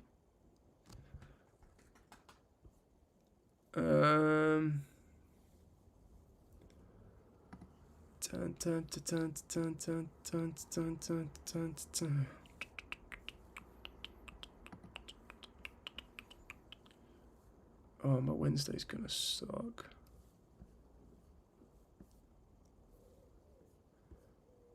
Yeah, there we go. Top 32. Let's go. What we got? Yeah, let's go, my guy. Fiendsmith. Fiendsmith Snake Eyes. Let's go. Let's go, let's go, let's go. Show me the goo. Show me the goo. I mean, his favourite card's Autogeist Multi-Faker. Not so good. And what's this guy on? This guy's on Tenpai. Okay. Well, it's a little bit different. At least we've got Tenpai and Snake Eye, and it means it wasn't a full whitewash of it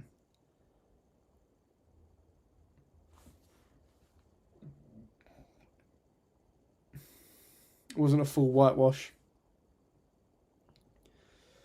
Okay. Wow, 13-0. Oh, that was the dude that went XO throughout the entire thing. Jesus. Wow, okay.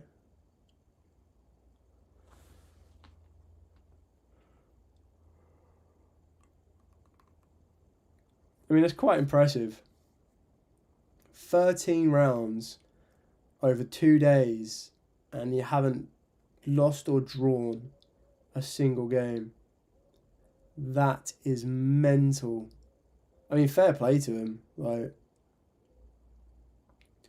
and I can't, like, unless he's gone 13 rounds and dodged every, like, I would like to think that at this point he knows what the Fiendsmiths do. So I don't know. It's going to be very, very interesting. Very interesting. Get myself comfy. Is it going to be a dice roll or does it not matter? Maybe he's on board breakers. Maybe that's why it doesn't matter. Tenpai loses the dice roll, goes, yeah, okay, cool. Yubel gets to go first. But then Yubel's not adding anything too more flavourful. I mean, the biggest issue they got is as soon as Tenpai resolved that field spell, it shuts off Rage straight away, which is a giant ball ache. And then, because like rage into SP is massive, so that's quite damaging.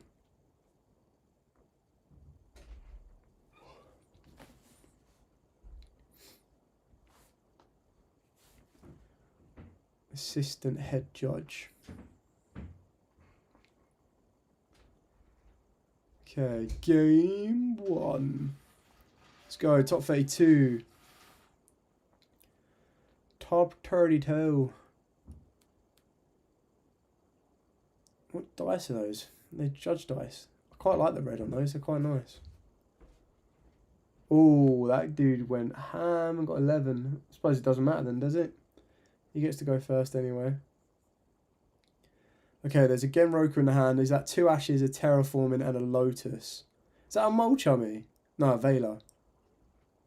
Starting off with Terrifying. There's an impermanent. Oh, no, he's got the draw. Ah. I mean, it doesn't make much of a difference because this can now destroy in deck instead. Which gets U-Bell into rotation, which then means ultimately because of the Lotus. I mean, draw's not as big of an issue as I first thought with against the deck. But what we've got, there's still an imperm, so there can be an imperm on that Lotus. Oh, he's not even going to bother, he's just going to hard make the Phantom. But there is the field spell. There's Lotus. That's going to get hit with an imperm, surely. Ash.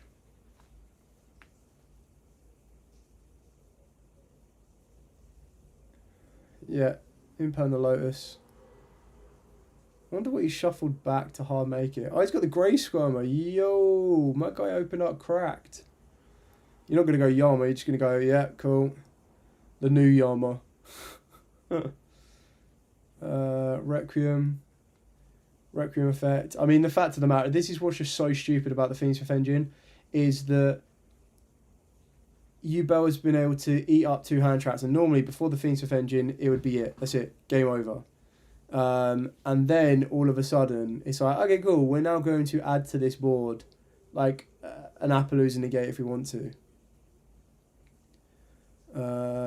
Bring back the Fiendsmith, linking both of those together. What are you going to go? Sequence? What's your other light fiend though, right? Underworld. But then you have to lose. So this is where I've never understood it. Is you put both of those back, right? And you go into what? Lacrima. Oh, okay. So he's playing the other one. So you go into that. You send. Just send the Fiendsmith again.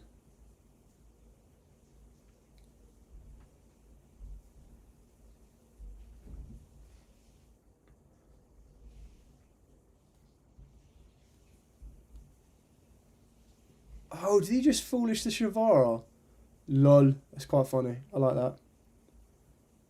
You gonna muckraker it?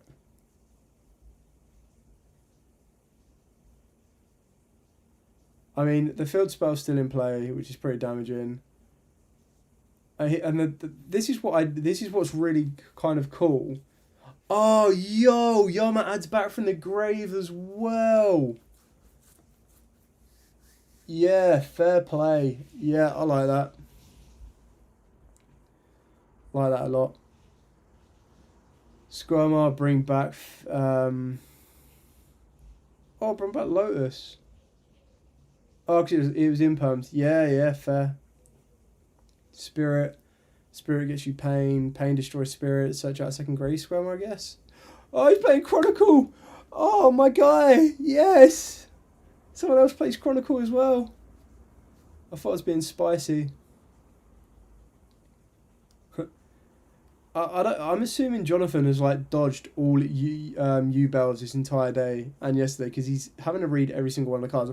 Chronicle I get, right, because not all people play Chronicle. I'm surprised he's playing Chronicle not Pain. Is he like hard opened the Pain or something? He's got a Veiler and Ash and Shavara. So Shavara pop that. There's a field spell, again Roku, and something else.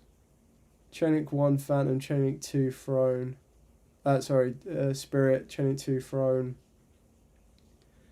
There's that. That's going to put 2 counters on. You can't use the dice for it. Oh, it's such a stupid rule. Huh? Where's a Terra Incarnate? Where's Terra Incarnate, my guy? So it looks like it's a Chandra, again Roku, and the field spell. So field spell is going to provide the protection that it needs, but if you can get rid of the field spell before that happens, it don't matter. I mean, like, the Ash is going to stop it searching, but then the Veiler's relatively dead. So I don't get why there's no Terra Incarnate. Rage is obviously slightly dead as well, but... And so is Appaloosa, really. This is just all going to be pretty dead. Because as soon as that field spell happens, unless you're clearing it off, you're not doing anything with it, right? So, such a stupid rule. At this point, there's no Terra Incarnate. Is he going to make a second Phantom to then make Muck? Oh, he's just going to remove one, bring back YUGIOH. Gets one back to it, fair. I'm surprised there's no Pain. What did he just do? Banishing Fiends to bring that back. Fairs. Yeah, fairs. Oh, end phase YUGIOH. To bring back Lotus. Okay. Fine. So, even then, right, so this end board is 2 monster negates on Apo, a monster replacement of Phantom, and a monster replacement of Lotus. I'm surprised there's no Terra Incarnate that came out, to be honest. Has he just top deck to Rivalry? He has. Yeah, you can see by his face that he's kind of like, if he has it kind of thing. But I thought the YUGIOH cards get past it because they turn the effects into stuff. They don't affect the monster. At least that's what I think I heard anyway. Could be wrong. Do you let that go through? I suppose you save the Ash for the Sangan Kaiman, right? Looks like he is on the board breaker build. There's a main deck of a Lightning Storm, Nibiru, Change of Heart. Whoa, is he main decking Shifters? I suppose it's just in case I have to go first. Ditch Genroku. So Addy Genroku, Ditch Genroku. Apo negates it in the hand. Yeah, fair. Normal summon down Chandra.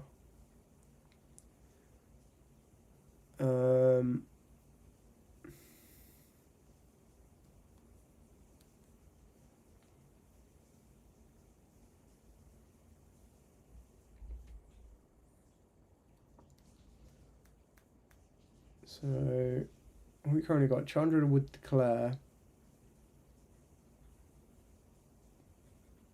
There's no Nightmare Pain, so can he use that? It's in the damage step, no?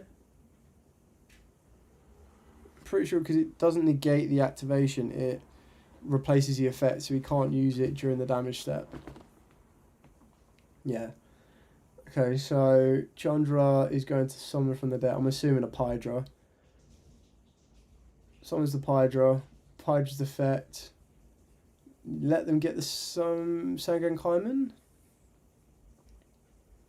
And then, I mean, the Ash on this is going to be massive. Because this is all still during the damage steps. You can't Ash the Pydra or anything like that. So that would go through. No damage is dealt either way. They're not forced with Pain, which is why I was so confused as why they went to Chronicle instead. Attack. Effect to Synchro Summon. I mean, surely you Apo, right? Because they're only protected during the main phase.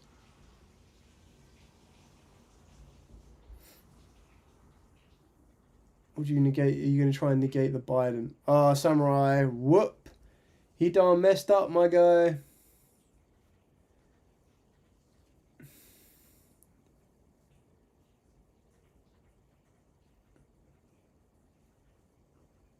Can't use any more effects. Now the Sangan Kaiman is just going to go off, right? I don't get why it didn't stop him making it. Surely you would just Apo, right? And then you stop it synchroing.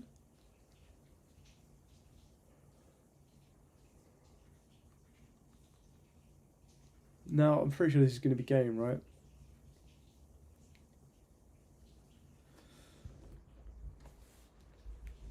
Samurai Destroyer.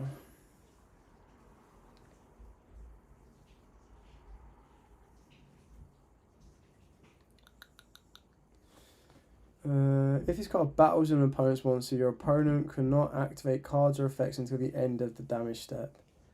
Also, that opponent's monster has its effects negated during the battle phase only. If this face-up card in its owner's control leaves the field because of an opponent's card effect. So if this card battles an opponent, your opponent cannot activate cards or effects until the end of the damage step. I'm confused, like, why is he not... Is it only on the declaration? Is it only when that Samurai Destroyer attacks, right? So why are we not negating Biden? I swear they're only protected during main phase 1, right? Am I like... What am I missing? What am I missing that's making this so obvious that I should be seeing? Like, some of this stuff is happening not in the damage step.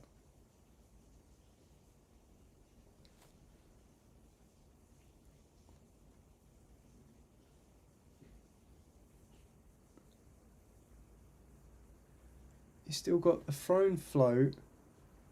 He's still got the effect of Lotus.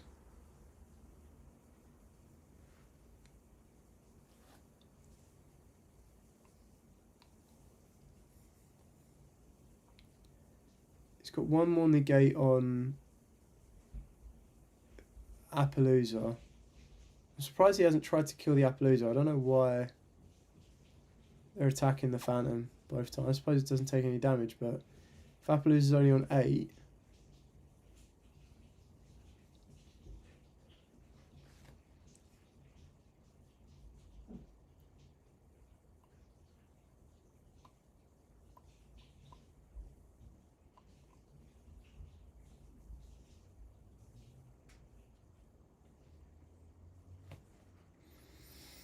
I'm so confused what's going on here.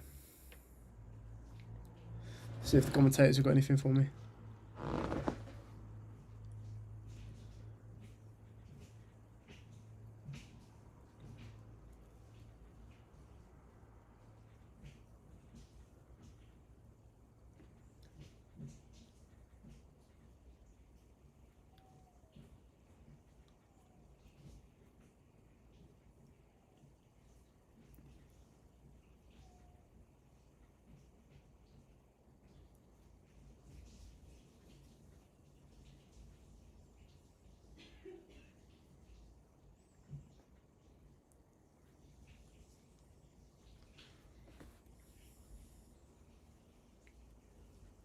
Oh, they're still in the same attack window. What?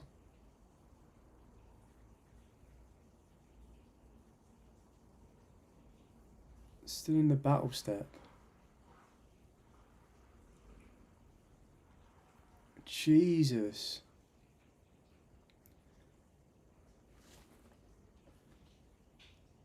This is all still during like the battle step. This is crazy.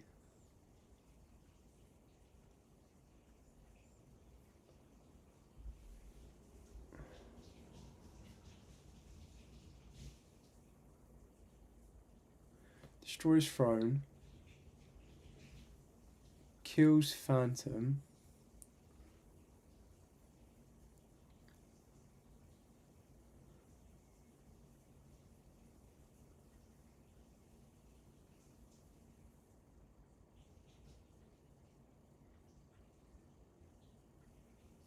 Alright, and the big 10 just means they can't activate any card or effects.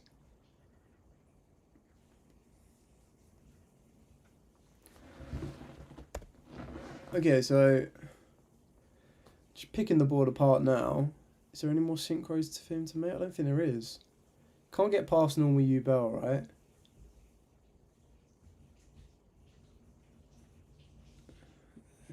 I mean, the rivalry is pretty damaging as it is, but within reason, you can kind of stick to only fiends in U-Bell, so it's not so bad.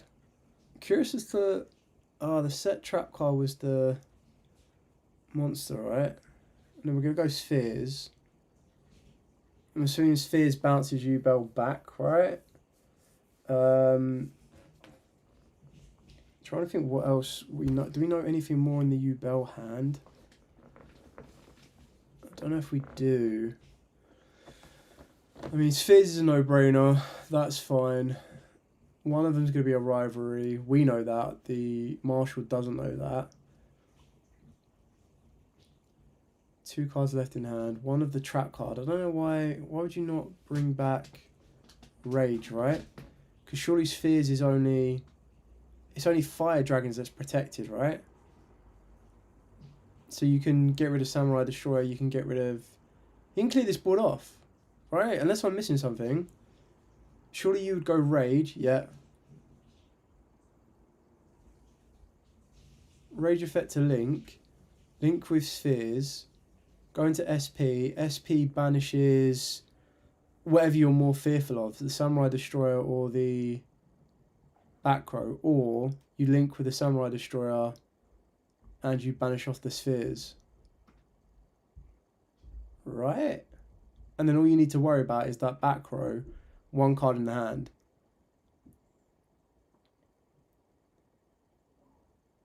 Surely that's it. That breaks the entire board and then you've not got to worry. Damn, that trap card's putting in work. Completely forgot about that.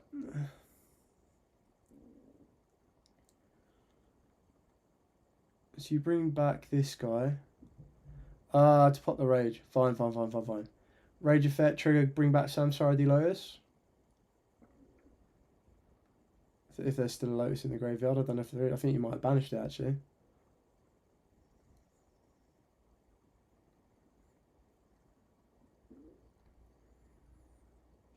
Cycle back Phantom, right? No, he has got a Samsara. Okay, cool. Cool. So, yeah, bringing back that.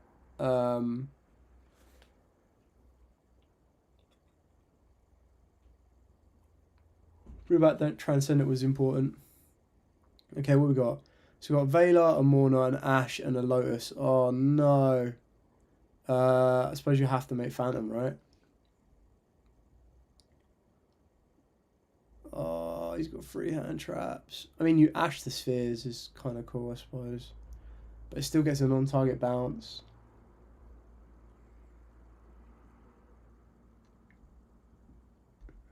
Try and bait with the Spheres. I mean, as soon as you can't let the Lotus. I wouldn't let the. I wouldn't let the Lotus resolve. As soon as the Lotus resolves, then you're in trouble. Yeah, Ash the Spheres. That's fine. Now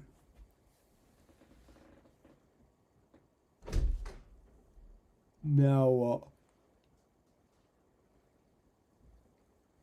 Yeah, those two go into Phantom, but then you're putting them back into the deck, so you can't really do anything. You got 2 off of that. Added banished card back. Is there anything banished that's worth what? Oh, you can have back Spirit, but then you can't get Spirit out of the board. What else is banished? A Phantom and... Oh, he's got a Grey Squirmer. Yeah, fair. So bring back Grey Squirmer. Special Grey Squirmer. Link off. Yeah, you've only got 1 card left in hand to worry about.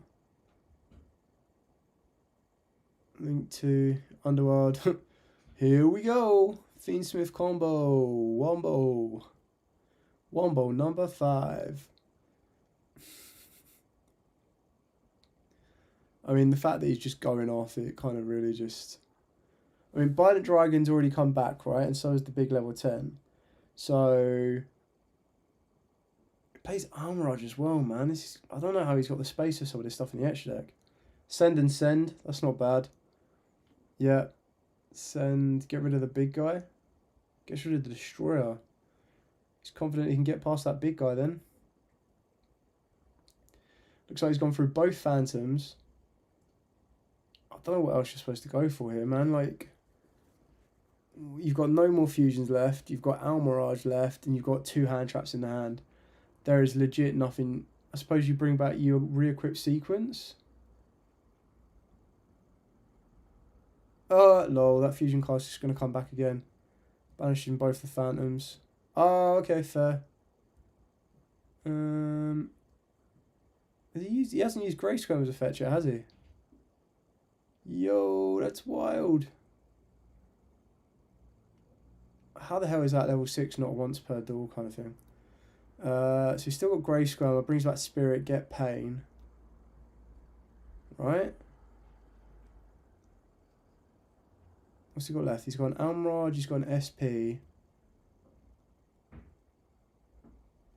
I mean, what do you make that's worthwhile? It's going to link both of those together. It's going to go SP, right? SP effect. Now, do you get rid of the monster or do you get rid of the back row? If you get rid of the back row, great success. If you get rid of the monster, which is probably what you would naturally want to do, that rivalry will hurt. Let's put it that way. There is nothing left in there. It has to be Grey Squirm with the spirit. But as soon as he does that, that rivalry cooks him.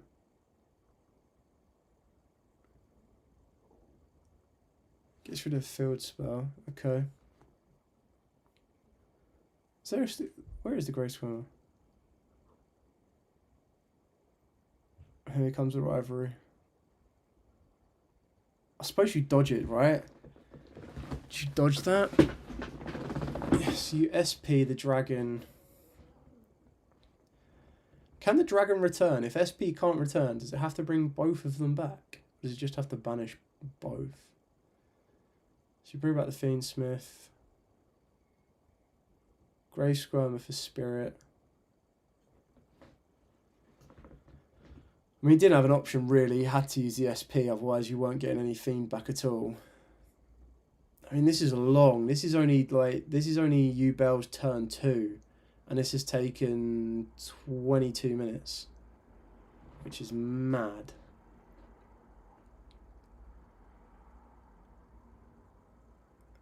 What, and just pass? I keep saying Grey Square, but I'm assuming there's no Yubel in the graveyard that you can bring back. Rip. I mean, we've got the Genroku that's not going to do anything for him. It depends what he top decked. Shifter, that's not going to do anything for it. Are we literally just going to be looping back resource with the Fiendsmith? Battle phase, yeah. The 10 attacks. Ooh, he's going to try and Vader it for the battle phase. What effect does he have that will trigger in the battle phase? It's very interesting that he chose to use that, actually.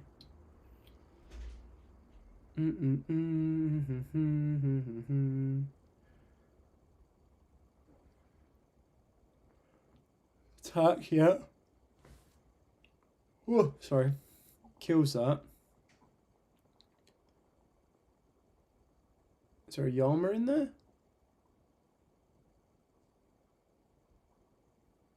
Yeah, there is the Yama. Okay. Yama. Genroku. And what's going on? Because this would be in the damage step, right? So you resolve the Yama. Yama's going to bring back, what, Rage? But now surely you go... Genroku can still tribute and run away, right? And gets you into... Attack it. Kills it. What? So he's main decking the Mole Chummy as well. Ugh. Pydra. Pydra's effect. Ooh. Mourner. Okay. This is a very grindy game. Jeez.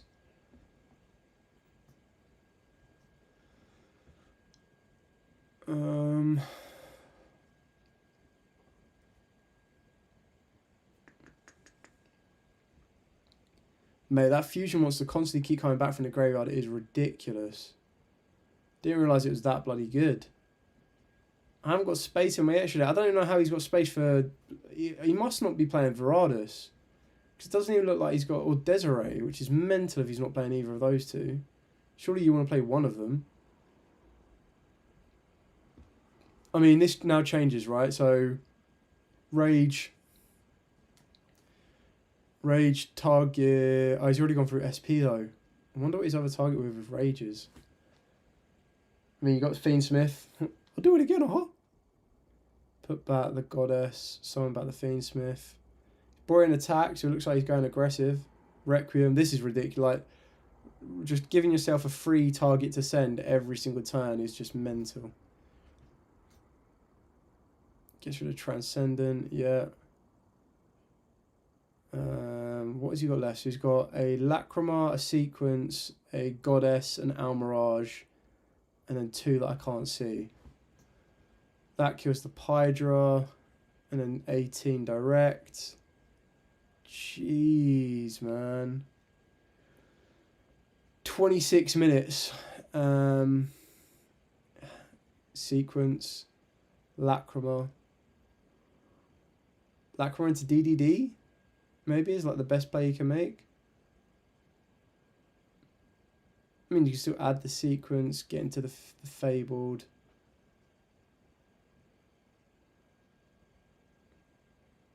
Lacrima, yeah. Have to revive, right? Because adding the track doesn't get you anything. Underworld Goddess. Is he not playing the DDD? No, he has to be playing the DDD, right? But is he spun back? Yeah, he spun back the only Fiendsmiths. Oh no, there's the Molchummy. Oh my god, he's got nothing. He topped at the Molchummy. Oh no.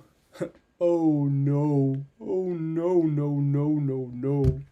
That's that meme 100% of the time. Like, of all the cards, he's got Shifter and a Molchummy. Oh. Oh, rip. Either he just drew a monster off the top of the deck or he just drew 1 for 1. Lotus. Puts out to 2. Lotus gets you... They start getting the U-Bows into rotation now. Would I... If I was Tenpai, would I scoop right now? I think as soon as I see... I don't know what Molchum is defensive, but as soon as I need Nightmare Pain... As soon as I get 1 more on the board, which it will do, it can pop a card on the field. So... You just activate Pain, you pop your Spirit, you float into U-Bow. You get your 4th card on that, you pop the Rivalry, and you can just go ham, really. Doesn't even need to do that, actually. He's got the... Has he not got the Requiem in the graveyard? Yeah, there's your Bell, there's your 4. Let's see if he even wants to pop it on the board, to be fair. So you're not playing Terra Incarnate either?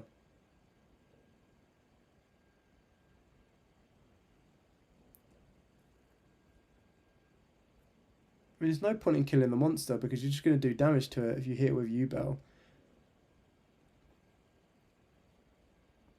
No, he is. He's just going to pop the Rivalry.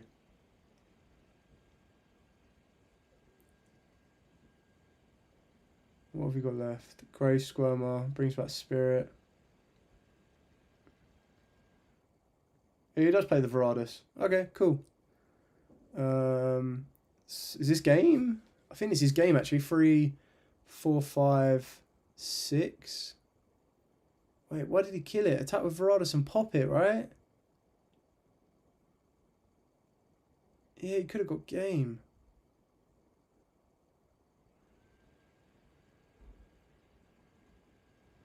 Attack with Veratus. Veratus effect, detach material, pop the monster, carry through for 3k, swing in with Lacrima for 24, swing in, scoop it anyway, but swing in with Sequence for 12, so it would have been 36. It would have been 64, so it would have been game. But, okay, that was an interesting one. It was good. It was good to see how U-Bell held their own. I'm surprised at how... yeah, I don't know. It just seemed... It seemed like... And I'm not... This isn't me digging at Jonathan or anything. He's gone 13 games undefeated. But it seems to me like he might have dodged all of the U-Bells leading up into it. Right, still, do we have any top 64s, please? Oh, yo, that's nice. A quarter century dual set, Black Luster Soldier OCG release date. Let's see if that gets any closer to the camera, whether you can see it or not. But they get a mat and a coin and a card. It's quite nice. Top 64, anyone? Please and thank you. Please, please and thank you. Still nothing that I can see.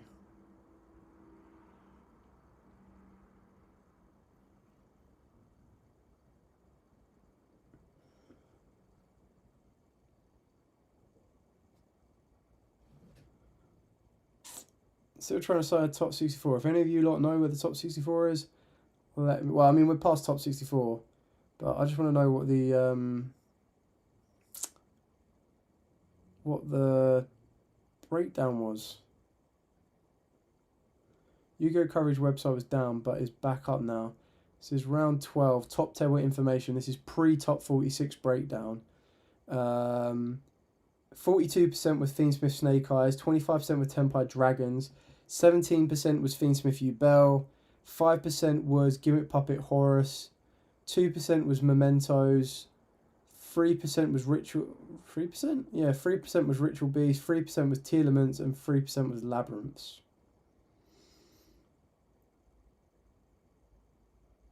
No branded though. This is just... That was the top 20 tables. So about 40 decks. And this was posted like 15 minutes ago. So there you go. There's no sound from the actual stream because that's not my... that's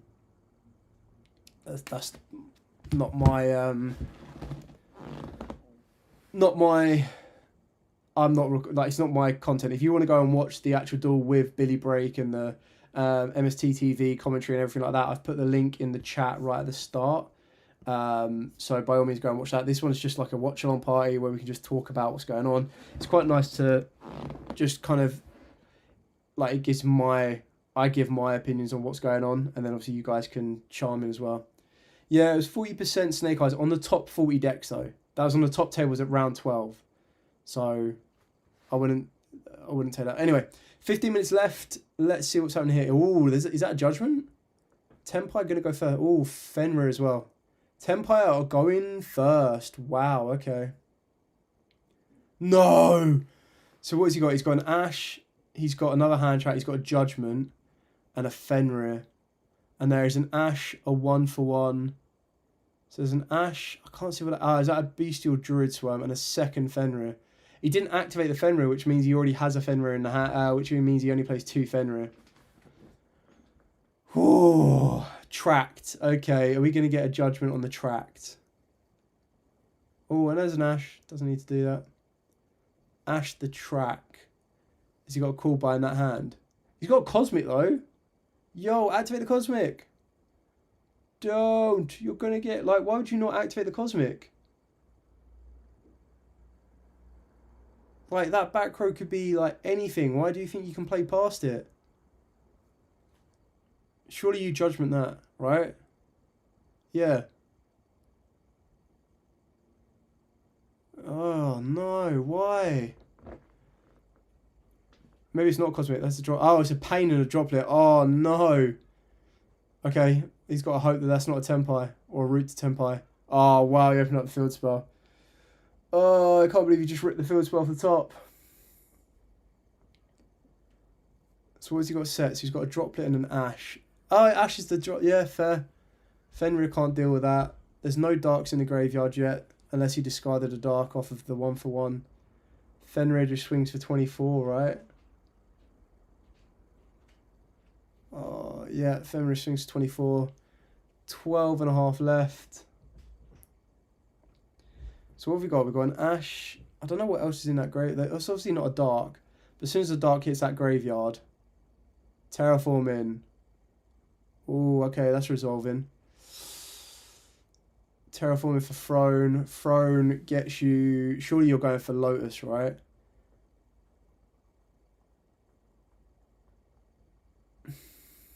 Still got a droplet, so you can deal with that Fenrir if he wants to. But it's a pain. There's a Nightmare Pain as well.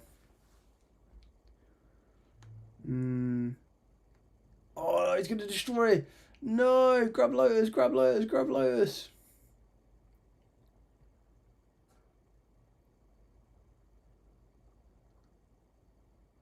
Oh, because he does recall monster. Druid Swarm's not a quick effect.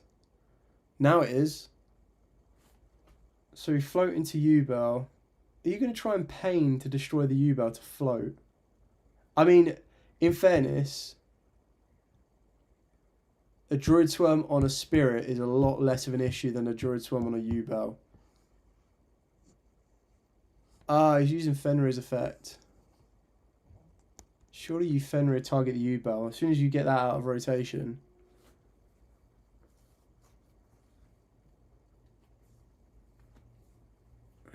What are they talking about? Let's get a Druid Swarm target. So Fenrir targeted the field spell. Druid Swarm target the Spirit. Wow. I would have definitely got rid of that U-Bell. Nightmare Pain. Pain pops this. Gets you a Grave Squirmer. But now he's got no way. He'll have to normal summon the Grave Squirmer, right? 10 minutes left. 4,000 life points on the board.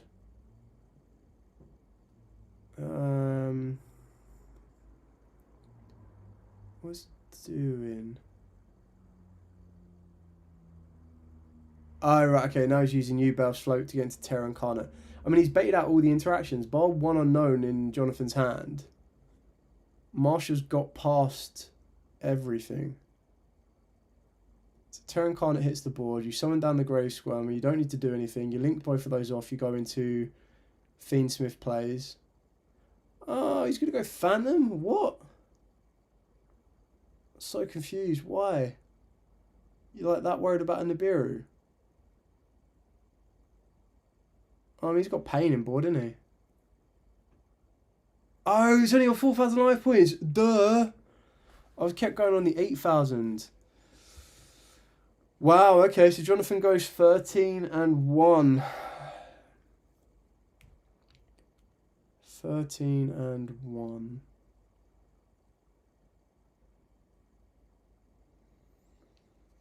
Okay, so U-Bell are going to make it into the top 16.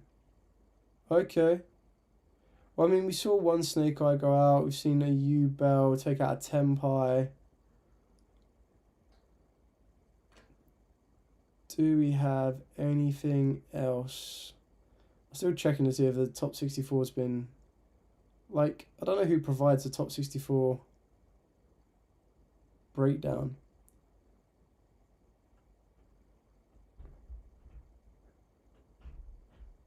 But where are they? No. Still doesn't look like there's a top 64 breakdown yet. Anyway, congratulations to Marshall going into top 16.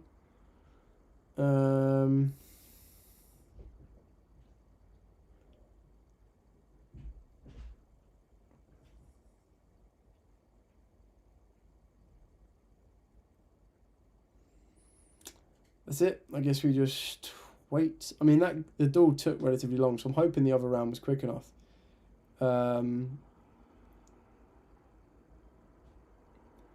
Also got the is that an Exodia pin? I think there's legit a platinum Exodia badge. That is quite crazy. I was curious as to what those pins are on there, because both Tom and the other guys got them. Those little rectangle ones. Is that they just the back of a card, like a Yugi card, Yu-Gi-Oh card? That'd be kind of cool.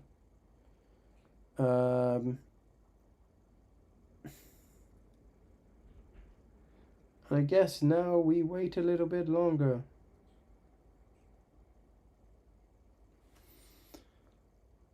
Let's see what they're saying. If there's anything, I suppose they're just leading up the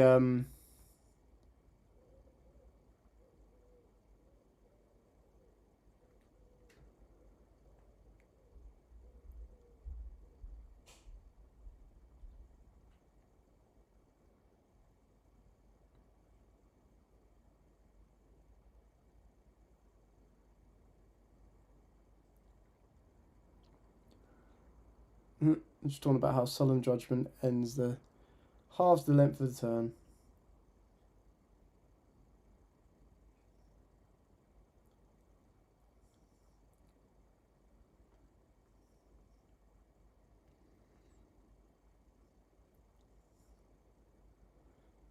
Come on.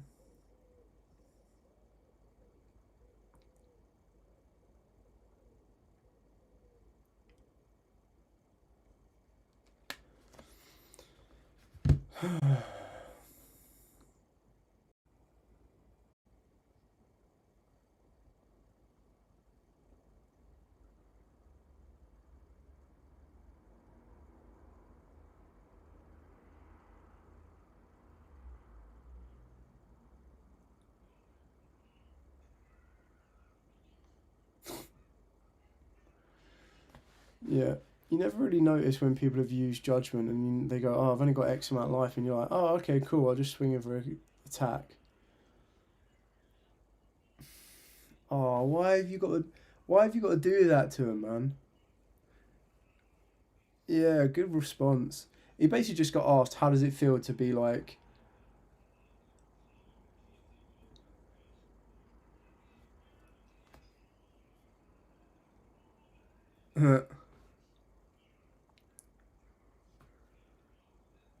So basically, Marshall's just said that he's missed his flight, and he's booked a room in case he does do well. So he's got to top 16, and he basically got asked, like, how does it feel to be X amount of games away from being, like, represented in America at Worlds? And he's like, oh, I'm just going to take it a game at a time. I'm like, yeah, fair enough, mate. Don't think there's anything...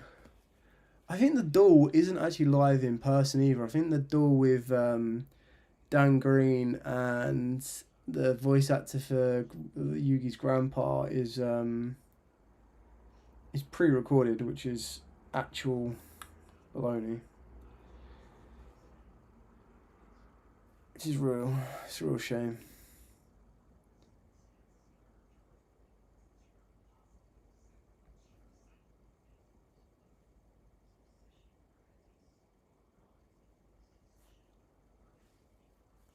No, we're gonna have to wait again.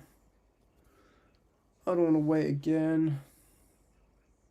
I'm trying to think how long this would take. So we're in 16, right? So we'd have to get to top 16, top 8, top 4, and the final. So there's still 4 more rounds to go, right? It's currently 9:30. I don't reckon we're starting until at the least 9:45. I don't think I'm going to be able to do the whole thing. This is a real shame.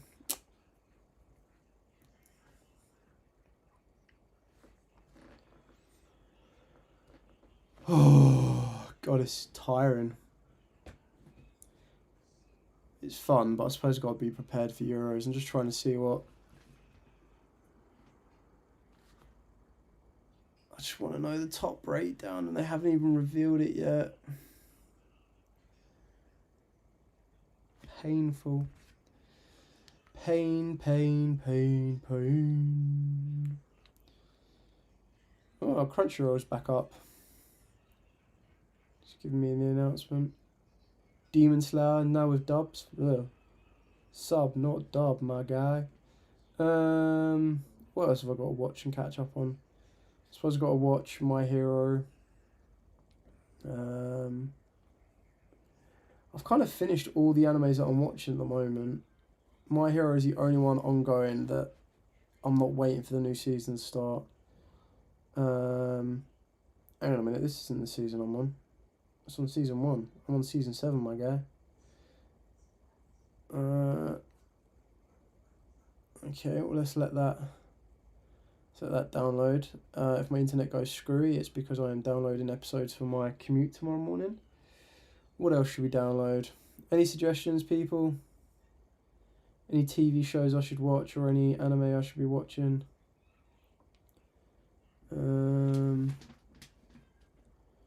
The Batman is on Amazon Prime.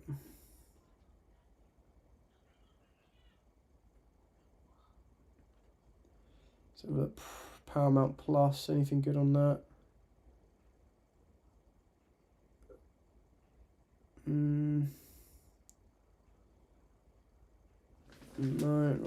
This all looks pretty bog standard.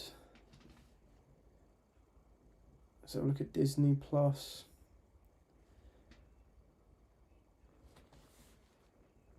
It's just last door was actually pretty good, to be fair. Last door was decent, but it's now starting to get. Oh, has Will Trent got a new season out? It's starting to get. Yeah, boy, 2 episodes. I've already said I'm gonna call. I'm throwing in the towel as soon as I find it. As soon as the match turns out and it's like, oh, it's a Snake Eye, Fiendsmith mirror. I'll be like, yeah, peace out. I'm done. So I thought I'd watch this. Thought this would be a good thing to do, but seeing it's not the smartest decision right now. Got to be in for normal time tomorrow as well. I'm like, I don't want to go out for 6 AM. So hot as well. It's so rough to try and sleep. I still got to finish Undead Unlock as well. I haven't finished that yet. Where did I get to? Have they finished this yet?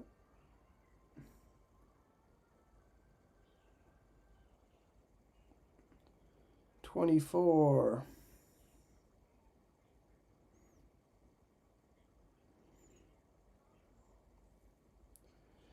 I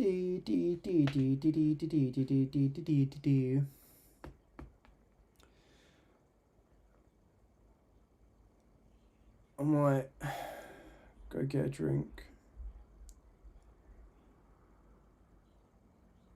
It might be a good idea. It's very warm.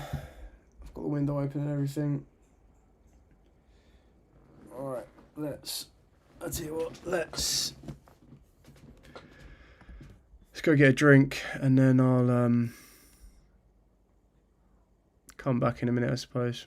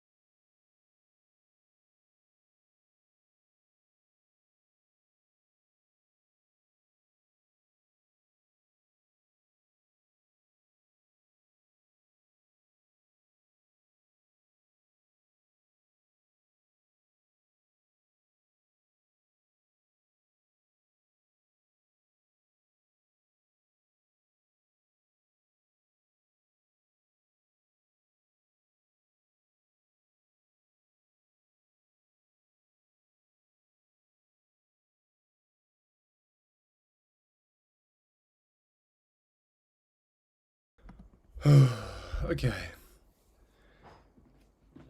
Bit more hydrated, ever so slightly.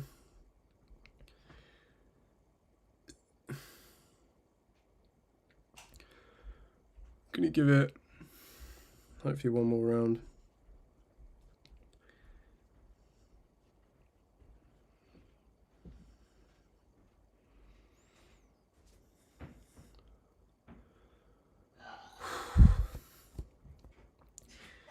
Sweaty.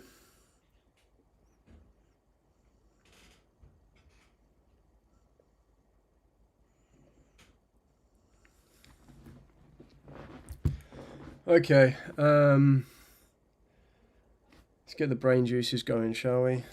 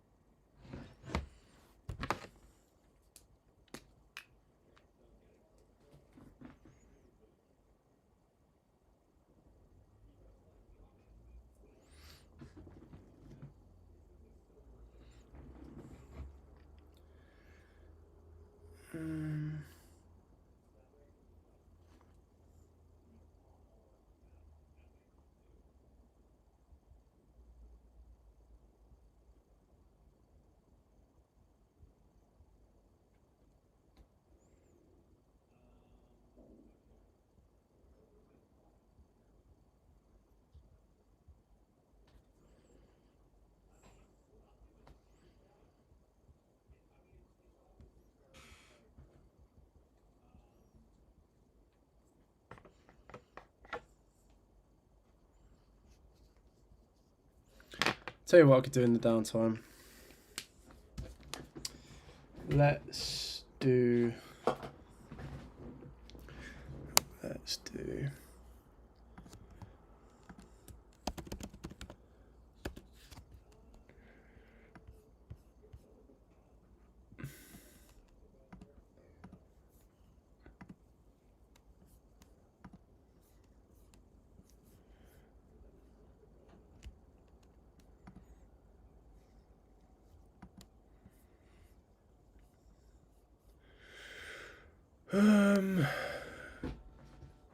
I mean, this has got loads of changes to happen into it anyway.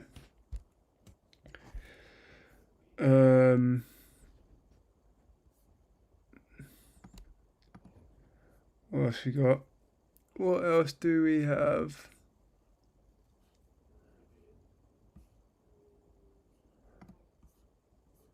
Let's get rid of that. That doesn't belong in there. Neither does that. Neither does that. Neither does that. Neither does that.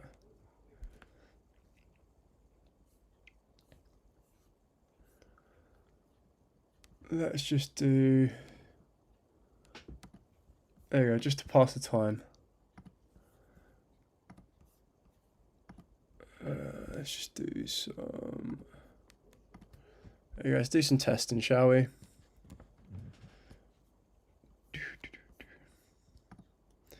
Really got my monitor in the worst place possible. There we go, let's do it this way. Okay, I mean, this hand's pretty cracked, actually. Absolutely cracked. Terraforming to the grave. To the hand. To the window. To the wall.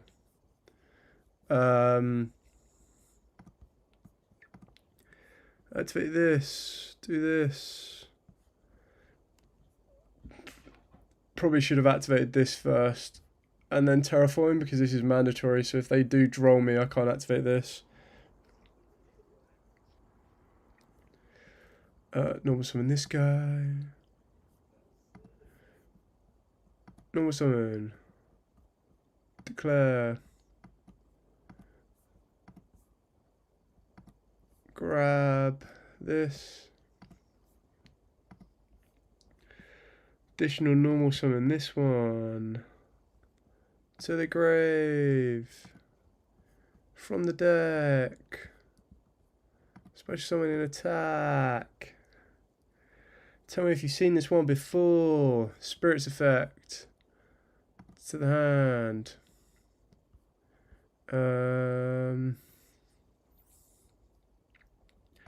So activate pain. Declare to the groove, to the wall. I mean, this one's going to be summoned out at the back of that, but this will also come to the hand after resolving enough of pain. So this is how we're currently looking like. Special. Oh, hello. No, you should stay on the board. You're getting deed. You're going to the grave. You're coming out here. Great.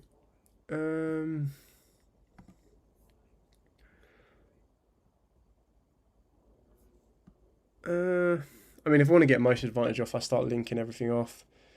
Let's do to the grave, to the grave. I'm going special summon this one. This goes to grave, to deck, to the deck, to the board, to the grave. Oh, I've skipped a bit, but this is going to end up on the board. I've skipped a step, don't worry, I'm just being lazy. And then that'll get me that. And then you go to the grave, to the grave. And we're going to summon this guy out. We're going to declare this guy. This is going to go to the extra deck, to the extra deck. Gets me Lacrima, Lacrima. Adds to the hand, gets discarded. Search out, track. Track goes to the grave. Lorry goes to the grave and then special summons itself in attack.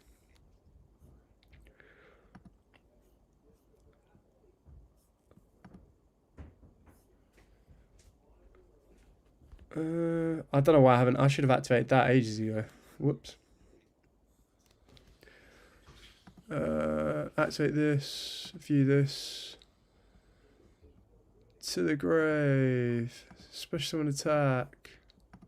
Bosh. To the grave. To the grave.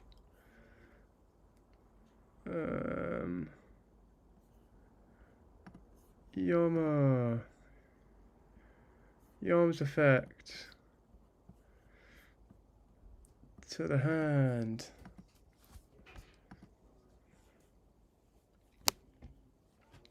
Keep in mind we haven't even used gate yet, which is disgusting.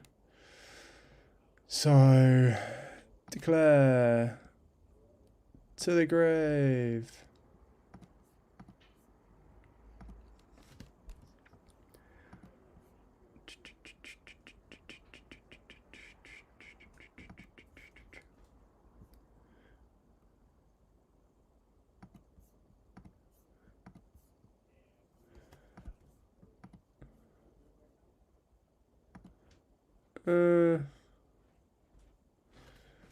I suppose it doesn't make much of a difference actually. No, not both. Put those both to the grave. Get rage into rotation.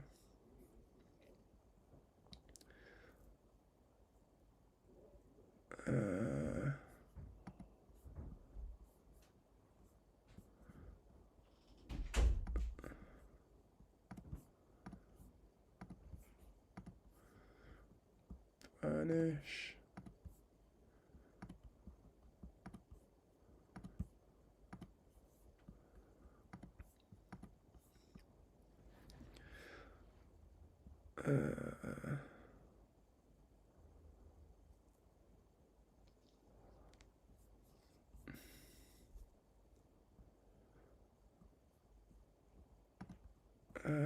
If I destroy that, that floats, doesn't give me what I need.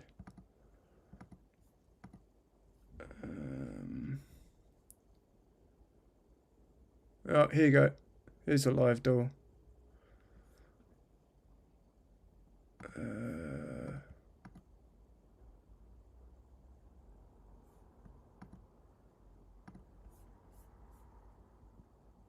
Oh, I've just paused it, my bad.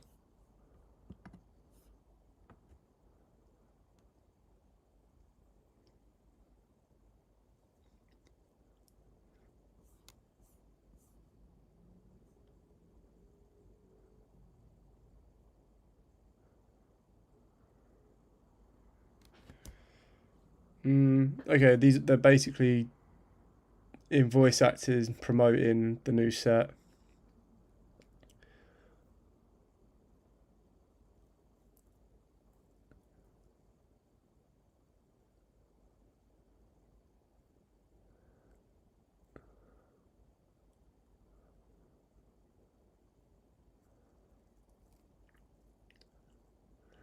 Okay, well, I'm not going to show this. I think this is probably best for the actual live stream, so go and check that out.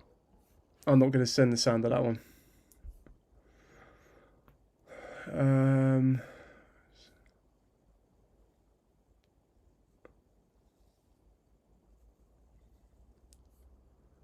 Right, what was I doing here?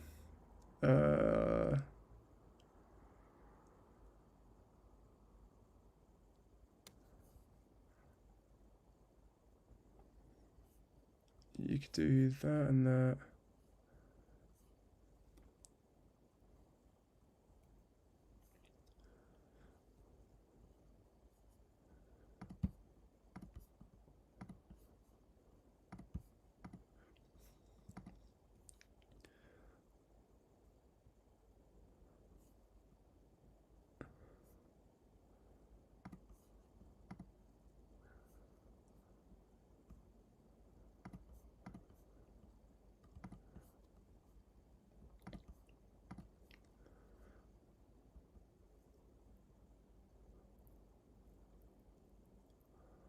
Do I want to use this?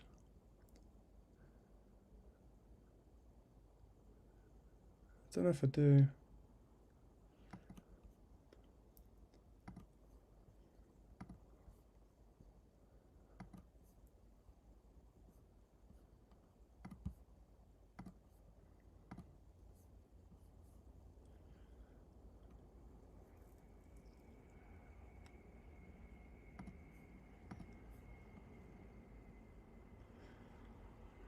I think I'll mess this one up anyway. Oh dear. Alright, well, they're doing the live duel now. Which is really confusing because it's like Yugi's playing the illusion. Grandpa's playing playing the Exodia deck. And Yugi's playing, I don't know, like some mishmash of stuff because he's playing green and yellow gadgets. And he's got Karibo and loads of other stuff in anyway. I might leave it there. It's like 9:45. I've got to be up early. It's such a shame. It doesn't mean it means I'm going to miss the finals.